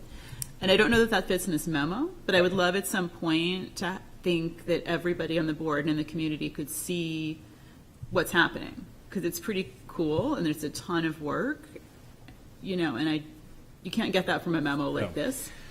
And I know this isn't the moment for it, but I just wanted to put that out there for the future. Well, and I think that's one of the things about the kind of the presentation stuff we're talking about is the ability to have some of these groups, some of the folks who are part of these groups come in and talk about what's the overall goal. What's it looking like on the ground right now? What have been some of those challenges? Because there's a lot of like really important work happening right now as we speak.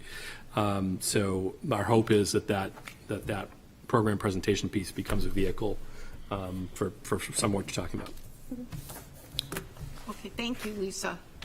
Okay, let's move on to the next item on the agenda under new business, consideration and approval of Portsmouth Newmarket Cooperative Hockey Team Renewal Agreement. Do we have a motion to accept the agreement? So moved. Second. Thank you, Brian and Kerry. Any discussion? Liz? So I'm on the rec board, and I know I need to get some updated minutes when they're approved here for you all to see. But I did talk to Zach briefly about this, and unfortunately, our kids in hockey seem to be practicing very late at night, 9, 10 o'clock, Phillips Exeter, and so there's been an ongoing issue with having a rink available for our students, especially for hockey, and what that means. And so this conversation has been going on for years and years and years, I think dating back to at least the 60s, about where to put the rink and, could the high school have a space for it. Zach was part of a committee that discussed it as well, so it was good getting his insight, but ultimately it went to City Council. City Council had looked at some big partners to use city land, and ultimately they didn't have enough space for these companies to build the huge structure that they wanted to make the revenue on city land. They've passed them on to private people, but they don't want private land, essentially, and so the City Council essentially kicked it back to the Recreation Board, and now it's in committee at Recreation Board. But ultimately, I think what I would suggest, or I would request for the board to consider, is, and maybe this could be a facilities committee, another subtopic, is a space for a rink. And it doesn't need to be, in my opinion, I know it'd be good to have a rink that they can have for games and tournaments and whatnot. However, our kids are practicing at 9 o'clock at night, 10 o'clock at night at Phillips Exeter. Could we get a small space, outside space, this time of year? It's nice and frozen, similar to Strawberry Bank, small space, so that they could practice hockey after school, even just to practice. And, could there be a spot at the high school for it? What could we do here? Is there something that we could do? So I would ask that the community get creative, or continue to get creative, because this has just been, kicked around for so long and nothing's been done. So, facilities committee, we can add that to their. Thank you, agenda Liz. too. Thank you. Thanks. Good suggestion. Okay, do we have any more comments about the agreement with Newmarket? All those in favor? Any opposed? Any abstentions? Okay, motion passes. We have the Clipper, what do we call ourselves? The Clipper Mules. Clipper Mules. Clipper Mules. Okay, next on the agenda, I think we hand it over to Pip. The sample policy parental notification of an involvement in student welfare. Pip, you're Okay. on. Thank you. So the reason this remains a sample policy is because it came to us from the NHSBA after it was drafted by them in response to a new state law that was passed earlier this year. And the policy committee discussed it at length. We did. And ultimately concluded that it was not consistent with not only our school district values, but also it was particularly directly in conflict with some of the objectives that we've stated in our strategic plan.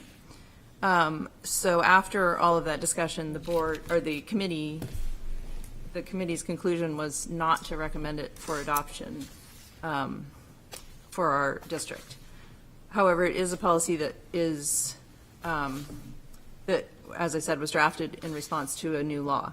So we discussed all of that and determined that given that information, we still feel like it is not appropriate for our district.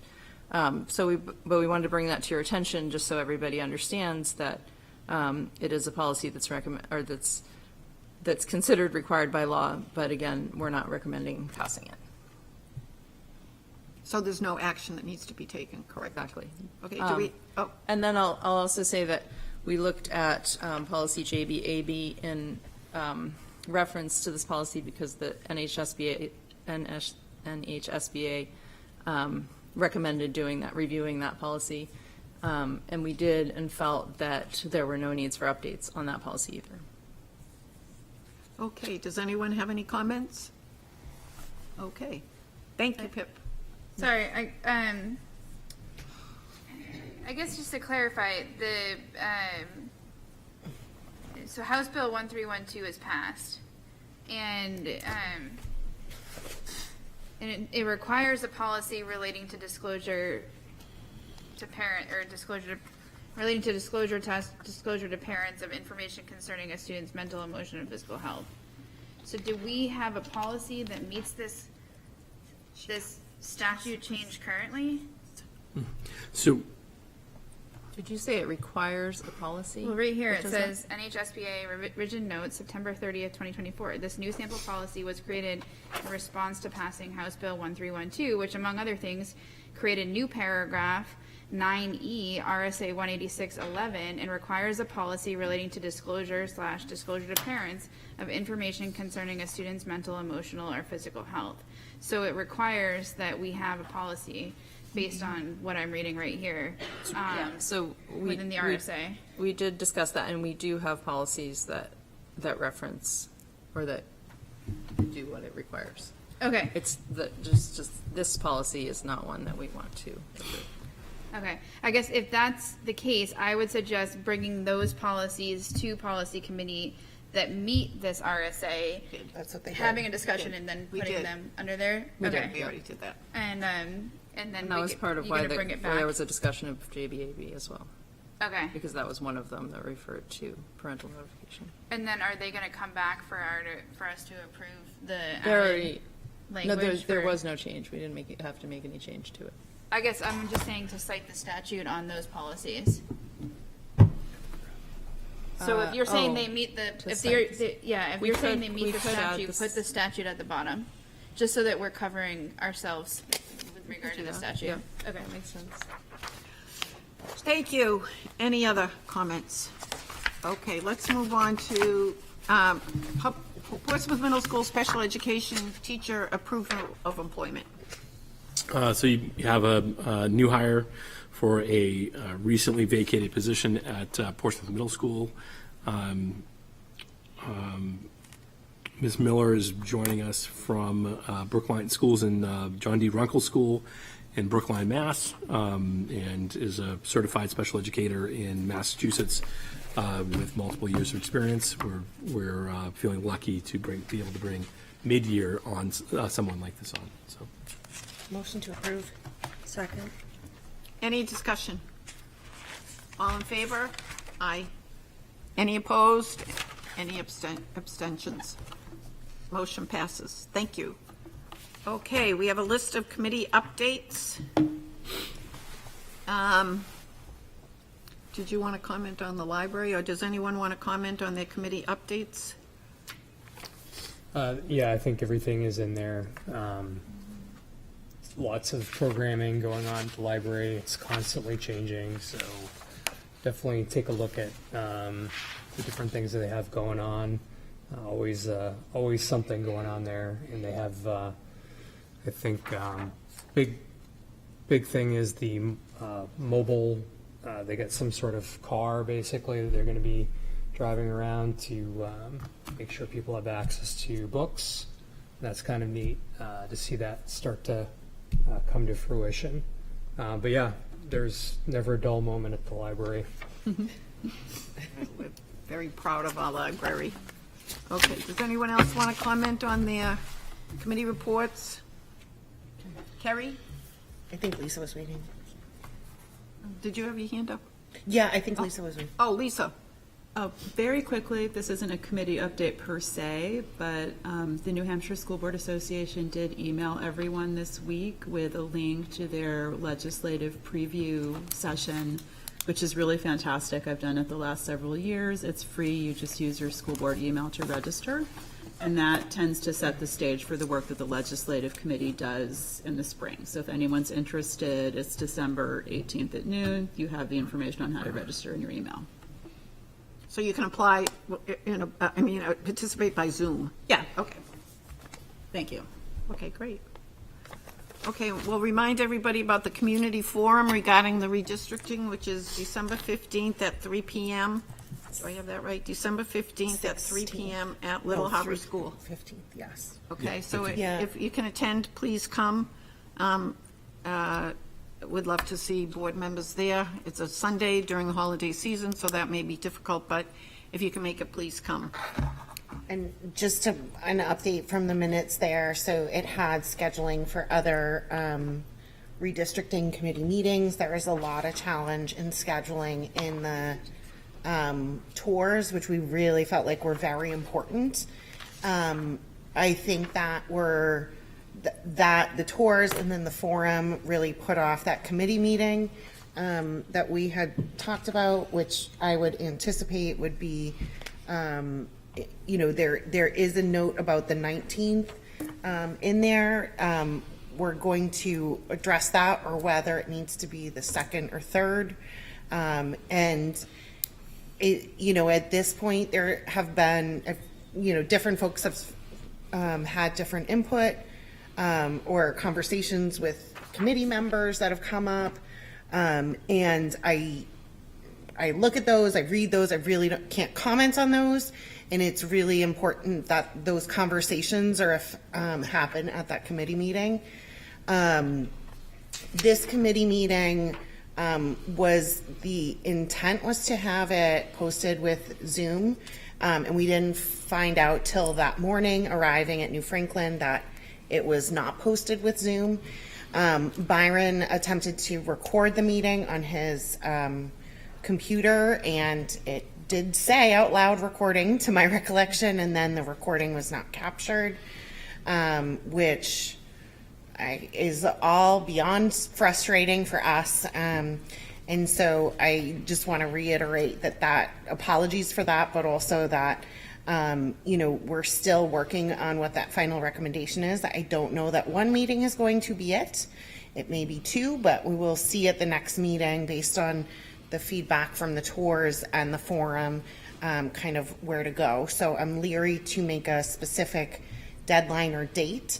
I think meeting by the 2nd or 3rd gives us an opportunity to present, to notice everything, and for the meeting on 14th. Tuesday the 14th, if there is consensus in the committee, but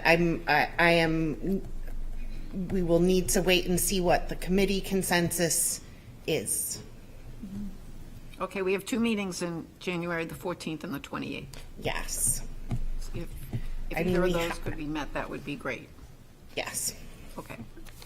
Thank you. And again, thank you, Kerry and Byron and all the members of the committee for putting in so much time and effort to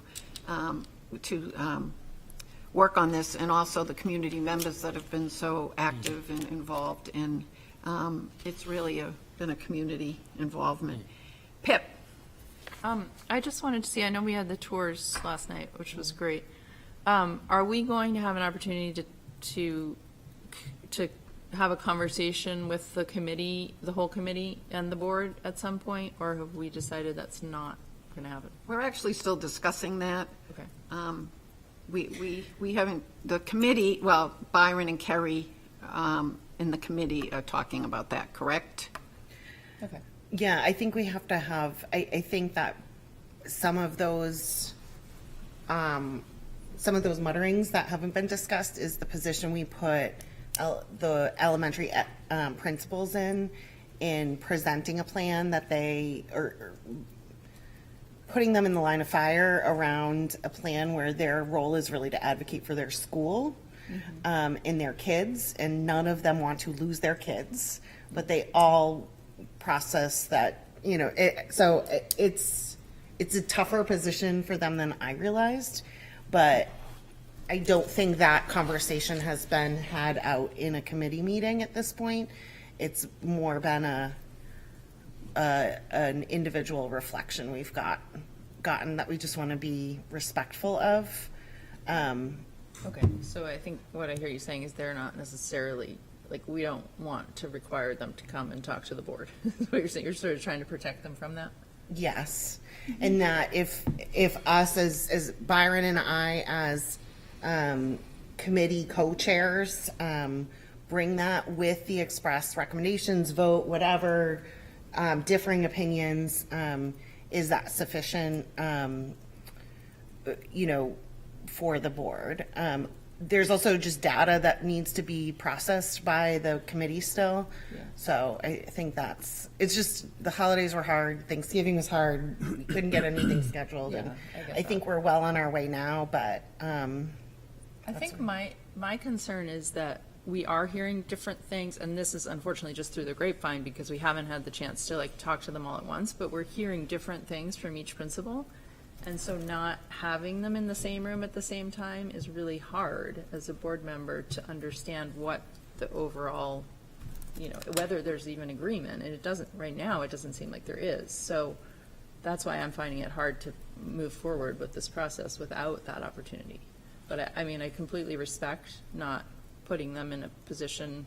I don't think we're going to attack them, but I think at the same time, I think this is a conversation that even when things might be difficult or they might, they might feel like they want to protect their kids, we need to have a conversation openly. So I think that having them here, I think we can be respectful enough that having them here would be okay for them. And I think that you kind of captured exactly what my struggle is right now, is that in those meetings, there is consensus, we move forward and we have a plan.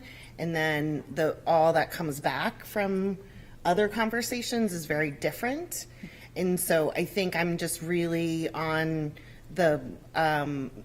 we have a committee, it needs to be said in the committee needs to be recorded, but I think I guess my suggestion is that if voiced in the committee that is not a comfortable position and could affect, their management of the schools from a staff or parent level, that the board would accept that. I'm not saying that is the thing, but I think we can ask the committee about that more broadly without them being like, well, I know Pip is going to hate me forever and never fundraise. I think that's the level we got to, is that they have a political position in many ways as well. But if that doesn't come out of the meeting, I think they come here, if that's not, if those are all just murmurings as well as the other things, then I think we can do that. There's just different conversations, and I want to make sure that they happen at the committee level. And so I would encourage, as you're hearing about that, to make sure that's part of the committee conversation. So at this point, you're telling us you and Byron are going to work it out at the committee level and you'll let the board know. Okay. Thank you. Liz. I know you said that as far as consensus in the committee, but I think when the one meeting that was on Zoom, it seemed like the meeting wasn't long enough and needed to end at a certain point, and it didn't seem like there was a consensus. So it sounds like, based on the meeting minutes you have here, that there's some consensus, but I think that was a concern that I had. I also, I think we still get emails about middle school, and I think that we haven't really fully addressed the middle school issue. I think from what I've heard is that the middle school is set up and we've built it so that it's 3 grade levels, and we have these breakout spaces for 3 grade levels. So moving 5th grade up there is not a possibility. But the more that I think about it, and the changing demographic of our students, and the fact that at the high school we're trying to have more robust planning and whatnot, could we explore the idea of moving 8th grade to high school, moving 5th grade up, and then we'd free up a whole bunch of space, I would think, at least a couple classrooms in our elementary schools. So I think that idea, I don't know that has been fully explored. I know that we don't want to push 8th graders up or sort of shift our whole system, but I mean, that's what we are kind of doing. I think there's been a huge shift in our system as far as pulling kids out of classrooms and what that looks like, and the growing need for pulling kids out of classrooms. And so, why not explore it? I think that has come up. I've seen in questions about what about middle school, and I think ultimately the answer's been no about shifting 5th grade up, but what if we shift 8th grade up and then we had the 3 spaces? So I think there needs to be more like a dispel, if instead of just fully shutting it off, I think there needs to be a bigger presentation on what that might look like too. Okay, thank you, Liz. Can I just respond? Anyone else have a comment? Oh, yes. So I would definitely encourage anyone, if you haven't looked at it, to look at the Portsmouth Middle School presentation on the redistricting page. That was consultation with Phil Davis that outlines that all of the impacts and the developmental kind of impacts, as well as a really limited set of unified arts offerings that would have to go down to just the required ones. Now that is for moving 5th grade up to 6th through 8th, not necessarily the high school move. My understanding, we never requested that presentation, a presentation or integration from the high school. But I do recall an accrediting issue, or there's something different about high school or the designation. I mean, to be fair, I mean, we did not deeply consider an 8th grade, 5th grade move. That wasn't, I mean, we talked about the 5th grade possibility. We did not, we have not had conversation with the high school about moving 8th grade students to the high school. That's not been, and you know, they haven't done that work. It's not been part of the scope of what we've looked at, in all honesty.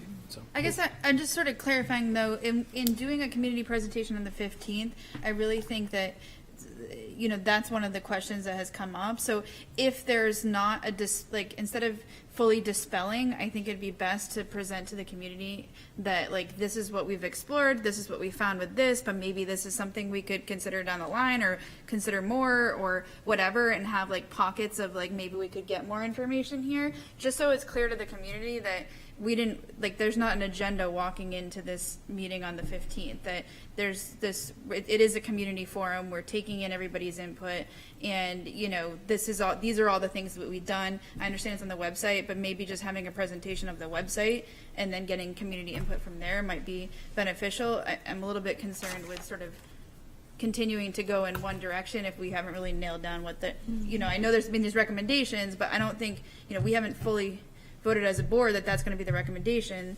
and it seems like there's just now some consensus with the committee. So I'd like to, you know, I'd suggest it be more broad in the presentation. Okay, Liz, thank you very much. We appreciate your comments. Okay. Thank you, Patty, for putting together the minutes. Oh, Lisa, I'm sorry. Thank you, Nancy. I don't want to repeat what's already been said. I do really feel like as a board, we definitely do not want to put our principals on the spot or put them in a situation where they feel like it's in some way damaging their relationship with their school communities, because that's part of what makes our schools the amazing places that they are for all of our kids. And I think at the same time, what I'm struggling with a bit is that so much of the work of the redistricting committee has not been public. And so, you know, the meeting with Phil, not recorded, not accessible to people to look and have any idea what was said. Like the meeting with planning, the meeting with housing, not recorded, not accessible or possible for people to go back in time. And from the limited minutes that we have, there sometimes appears to be consensus, there sometimes appears to be not complete consensus, and there haven't been any votes. So there's not a way for us to know, oh, the whole committee voted about the possibility of a middle school move and people were unanimous that it was a bad idea. Is a different thing than just sort of saying, we talked about it. So I guess what I would say at this point is, I mean, we're still continuing to have forums at this late stage in the game where there's not Zoom. We're choosing locations where it's not possible to have Zoom. And even when we have the option of it, we're not making it available to people. I mean, the Levinson room in the library, it's set up for Zoom. They do it all the time. And we made a decision not to do that, which limits the accessibility to parents and also limits the accessibility to other people in the community who are very busy at this time of year and want the opportunity after the fact to review it and weigh in. You know, and now we're having a meeting on a Sunday at an elementary school in the middle of the holiday season where there's no recording either. There will be recording. That's the intention. Well, to be honest, the Levinson room did not work out well last time, and our time was cut short, and so that was part of the consideration. Okay, but I guess it just feels like there's been a number of meetings without recordings, and so that's what makes it difficult at this point in time to say, we should just vote without hearing from the committee in some way where there's an opportunity in a public forum to have a conversation, because we Lisa, can't access the conversation any other way. I disagree with you. I think the meetings with the Housing Authority, the Planning Board, they're held in people's offices. And we have to trust our co-chairs to tell us what the Planning Board said, what the Housing Committee said. We can't record all of these meetings. I think our committee chairs and our committee have been very forthcoming on what's been happening at these meetings. December is a tough month to schedule things. I know you had an appointment on Monday and you couldn't come. We looked at every date in December, and those were the only 2 dates we could come up with where people were free. We're trying to get a plan out to the board in January. To do that, we have to schedule these meetings. So I respectfully disagree with you. I think this committee has worked extremely hard. We have to trust our co-chairs that when they meet with planning or they meet with housing, or that they're telling us accurate information. I disagree with you. You can't ask these people to make all these arrangements so that we can be forthcoming. I don't know if others agree with me. I think the committee has been as forthcoming as they can be and has given us accurate information, and that we should continue to trust the co-chairs and the members of the committee. That's just my opinion. Respectfully, this is not a question of trusting or not trusting the members of the committee or discrediting their work.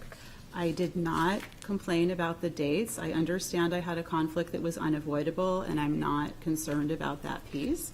I am, however, concerned that despite repeated requests from myself, from other board members, and from members of the public for more access to information, that we're continuing. Well, we have minutes process. from each meeting. You have We do minutes. not. We have them online. I took copious notes last night because there was no way to record that meeting. I just gave them to Brian. He's going to put them together for me. We're doing the best we can, I guess is what I'm trying to say. And I don't know if others agree with me, but I think we're doing the best we can to get the information out to the public, to involve the public as much as possible. And I feel badly if you feel that that hasn't been done well. So, Kerry. I mean, and I have heard like conspiracies. I've heard terrible things about me. I've heard all of this. I didn't say any of that, Carrie. I that's- simply said I'd I'm like just- the meetings to be more public. Well, They are very public. I mean, They I are very think public. we have minutes. They weren't committee meetings, and that was what came from the start. Was that planning was Byron and I. Like, that was not a committee meeting. That was us gaining information for a committee. And to form it. If the board, at this point, the committee will come up with a plan and a recommendation. And if the board supports that or not, that's up to the board. I can't go back and redo all of this. I just think that the questions of transparency, I mean, I don't know. I've never received a phone call from you. I've never received a phone call from other members of the board. I am happy to talk through all of the ins and outs of this, but at this point, we can't go back, and we can't bring recordings that never existed to light, so that people can look at them, under a microscope. And so it's the end time. We're going to come up with a recommendation. If transparency is the reason to vote no on that, that's each person's interpretation. But the more that this conversation comes up, like all it does is it disengages the public. When we have a meeting, when someone talks to me, it's all about how this process has failed, this process is terrible, it's not transparent. And I can't even get to talk to them about their kids and their families and their schools and what they want, because all of this mistrust is sown both by the board and other community members, and I can't control that, and it's not part of my time to do that. I can just tell you, like, Byron was beside himself when we did not have the recording after we thought we recorded a meeting. We can't do anything about that. We just have to move on. But the more that like the board can't move on, or members of the board can't move on, we can't have these conversations. I'm burnt from the conversation being about my lack of transparency or Byron's lack of transparency and our inability to post or whatever, because I think it's just distracting from the meat of the issue is that we have inequitable distribution at our elementaries.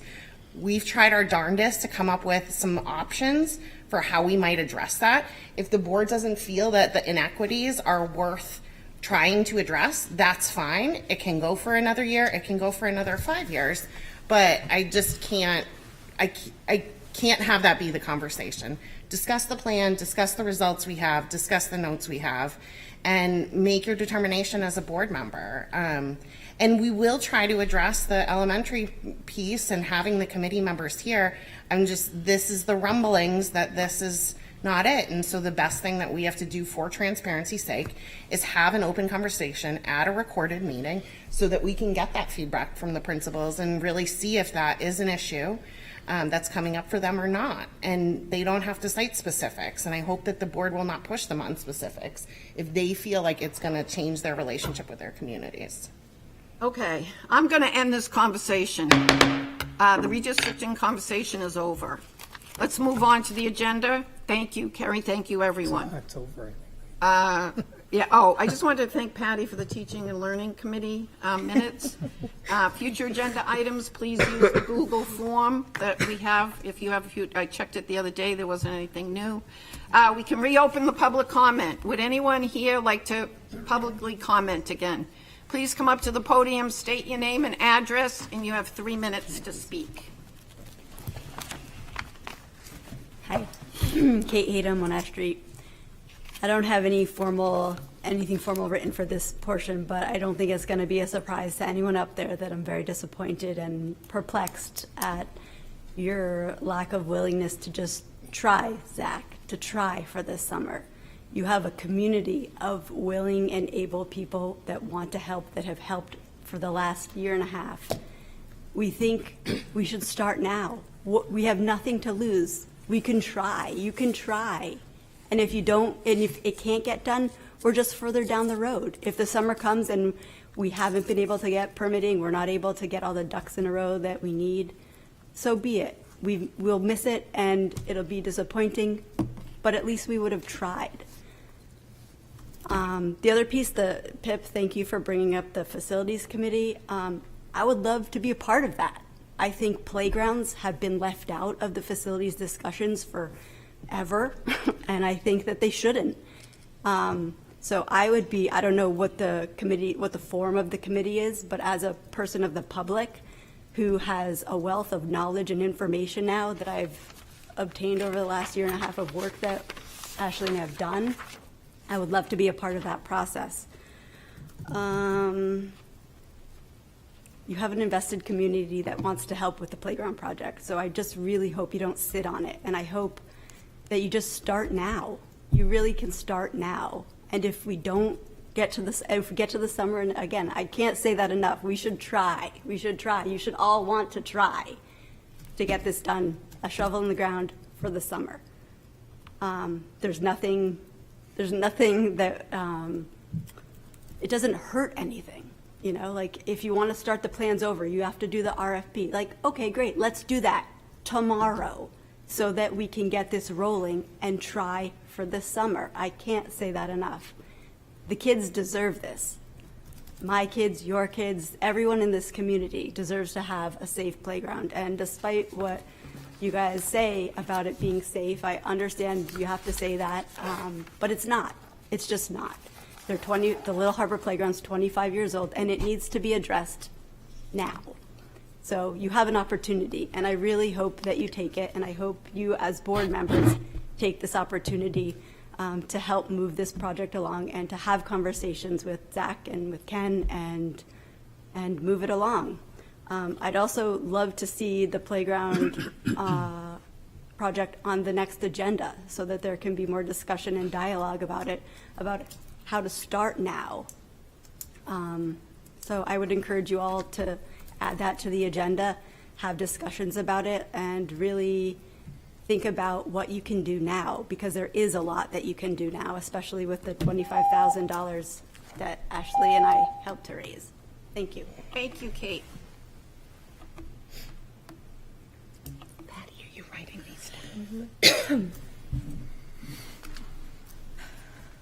Hello. Ashley Blackington, 65 Mendham Ave. A couple of points that I wanted to touch on. Number one, if facilities hasn't met, how is the determination about the safety of the playground been judged? If the people that are supposed to be monitoring the facilities are not meeting, or there's not an official review that's happening, where is this assessment coming from? Secondly, the designer that we worked with, his name is Cornelius.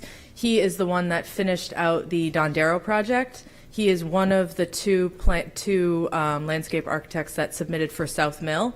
Only two, as far as I'm aware of, that submitted for their RFP. So in an RFP process, if you have, I don't know how many people you need to have come and submit, but you've already got one who has expressed interest in participating in this again. He is aware of the constraints at the Little Harbor Playground. He is aware of what they were trying to do out at Dondero so far in their process, and is eager and willing to work on the New Franklin project, which gets the planning part of this farther down the road than starting over from scratch, for the sake of saying that you started over from scratch just to begin the project.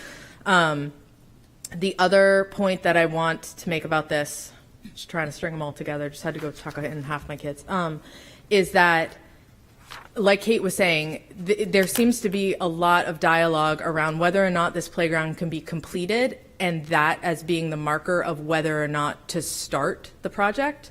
At Little Harbor, it is different than Dondero, and Dondero ripped out their playground, and they had nothing for the first, I'm not entirely sure how long, before they could get equipment in there. We have a field across the parking lot, so the kids don't even need to be in the construction part of it. It's not a matter of blocking it off for them. It is a matter of directing them to another place, another space that is currently used by the school in order to get this done so that it can get started. There are kids in this community, kids that my kids go to preschool with, kids that my kids go to school with, that are not able to access playground equipment. These are federal regulations, and these regulations exist not because it's nice to have, but because it is important that every child has access to a safe, equitable play space. This is the reason why all of these became federal mandates, because they are expensive, because they are inconvenient, because they are time consuming. But the reason why they exist is so that every child, all of the 937 children, plus the PEEP kids that go to school every day in the city of Portsmouth, that passes these monstrous budgets and has all of these massive projects going on, can say, we send our kids out onto a playground that they can access, that is safe, and that is equitable among the schools. And to echo something that Kate said previously in the SIP, the playgrounds don't have to be the same to be equal. Thanks. Thank you, Ashley. Do we have any other speakers for public comment? Julie Gallett, 10 Fletcher Street. So I know that Lisa did spend some time talking about like the transparency, and I don't want to get into specifics, but I just want to say, being at the meeting on November 13th, I just can't stress enough how important it would have been for all of you to hear. So I understand that we can't go back in time and change that, but we can do things in the future to make sure there are recordings. I personally was there, not for the entire time, but most of it, and I just didn't feel like there was consensus amongst the 3 elementary school principals and the superintendent and the 2 school board members. It wasn't there. And unfortunately, like, there wasn't enough time for people to be aware of this. Anyways, I do think more can be done moving forward, recordings, planning ahead of time, having the meetings in better spaces. It sounds like we do have the equipment available in the district to utilize these things, and it just doesn't seem like we are picking the best spaces for these to have done.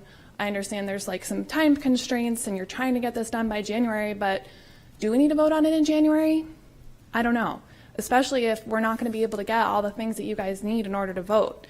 You know, I just really would like you to consider all of those things. Side note, if we are talking about occupancy at all of the schools, back to what Liz was saying is we haven't looked at these other options.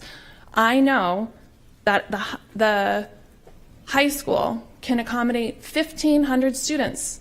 There is, I don't know the exact number, I know they just went below 1,000. That is a 66% occupancy rate at a building for the city of Portsmouth. That's concerning to me, number one. Number two, the middle school, I believe, can accommodate 650 students, and they only have 470. That's a 72% occupancy rate. I don't know when the number is kind of concerning, but if there is something to think about and people are concerned about empty space, the square footage per student at each of these schools is very different. And I think that we haven't spent any time looking at that and looking at all the schools and how these services are delivered. And then we go and look at New Franklin. So I would just ask that you do spend a little bit more time looking to other options and making sure that a lot more time is spent with PIP being a part of the facilities committee to try and work on making sure, and maybe even having some parent involvement. Sounds like some people from the playgrounds really would like to be involved, and like, to be honest, I know my kids might not even see a benefit at New Franklin, you know, by the time all is said and done and the money comes through, but I would also love to be a part of it too, because I know how important it is that that school gets what it needs, whether or not my children are there. So, thank you. Thank you. Do we have anyone else that's interested in speaking?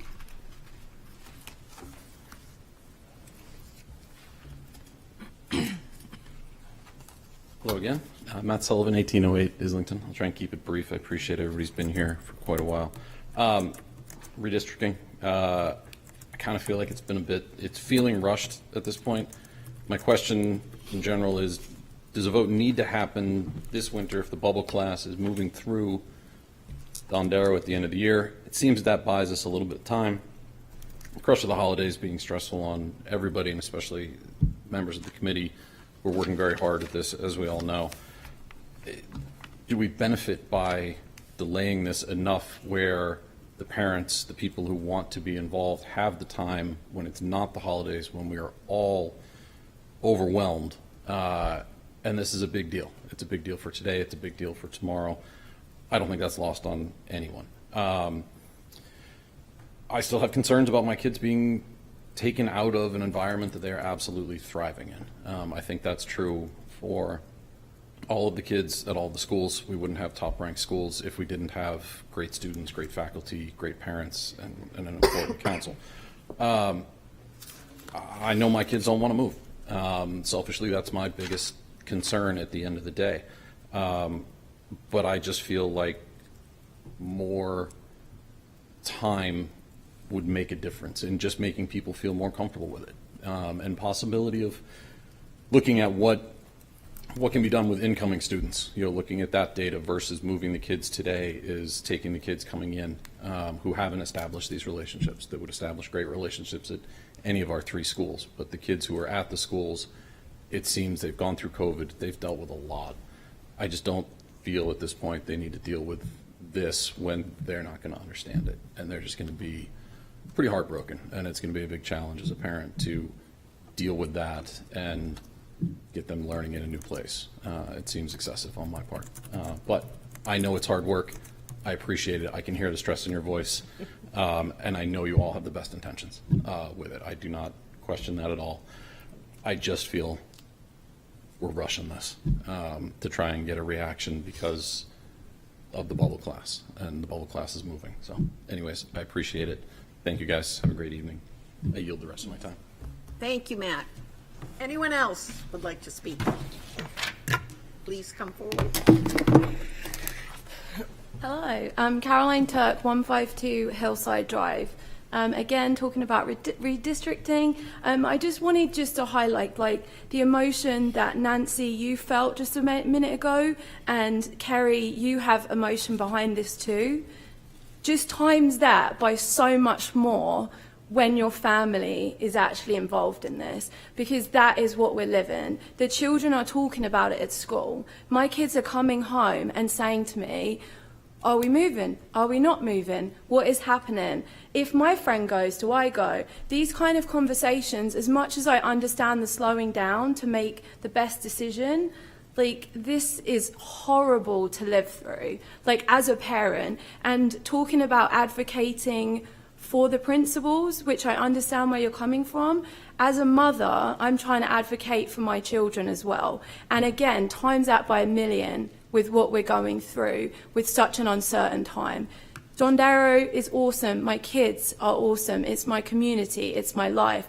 You can hear I moved from England. I make a big impact to me as being part of a community. So again, it is about the kids, but also it's about families as well. And I just want to say that emotion that you feel on a board when it doesn't potentially directly impact you, that is times by way more of what we're dealing with. And I speak for my family, but also there's other people going through this too. Thank you. Thank you. Anyone else for public comment? Is this allowed? Say no. Liz, we're not allowing board members at public comment. Please Nancy, sit you down. better check your rules. Please sit down. You better check your rules, Nancy. No. So Elizabeth Barrett, One Freedom Circle. All right, 3 minutes. The reason why I'm commenting, I didn't want to do this, but I was cut off at the end of the meeting. I just want to correct the record. Carrie had mentioned that we hadn't reached out to her. I didn't reach out to Carrie, but Carrie did reach out to me on the 3rd, last Tuesday. And my concern is with process. And it's always been with process. You all know me. Process. And my concern is that the process is what's creating the distrust. So when scheduling the meeting on the school tours on Monday, I suggested that we not use Monday. First off, it's not a great day of the week to be doing it. Then we had a school board meeting today.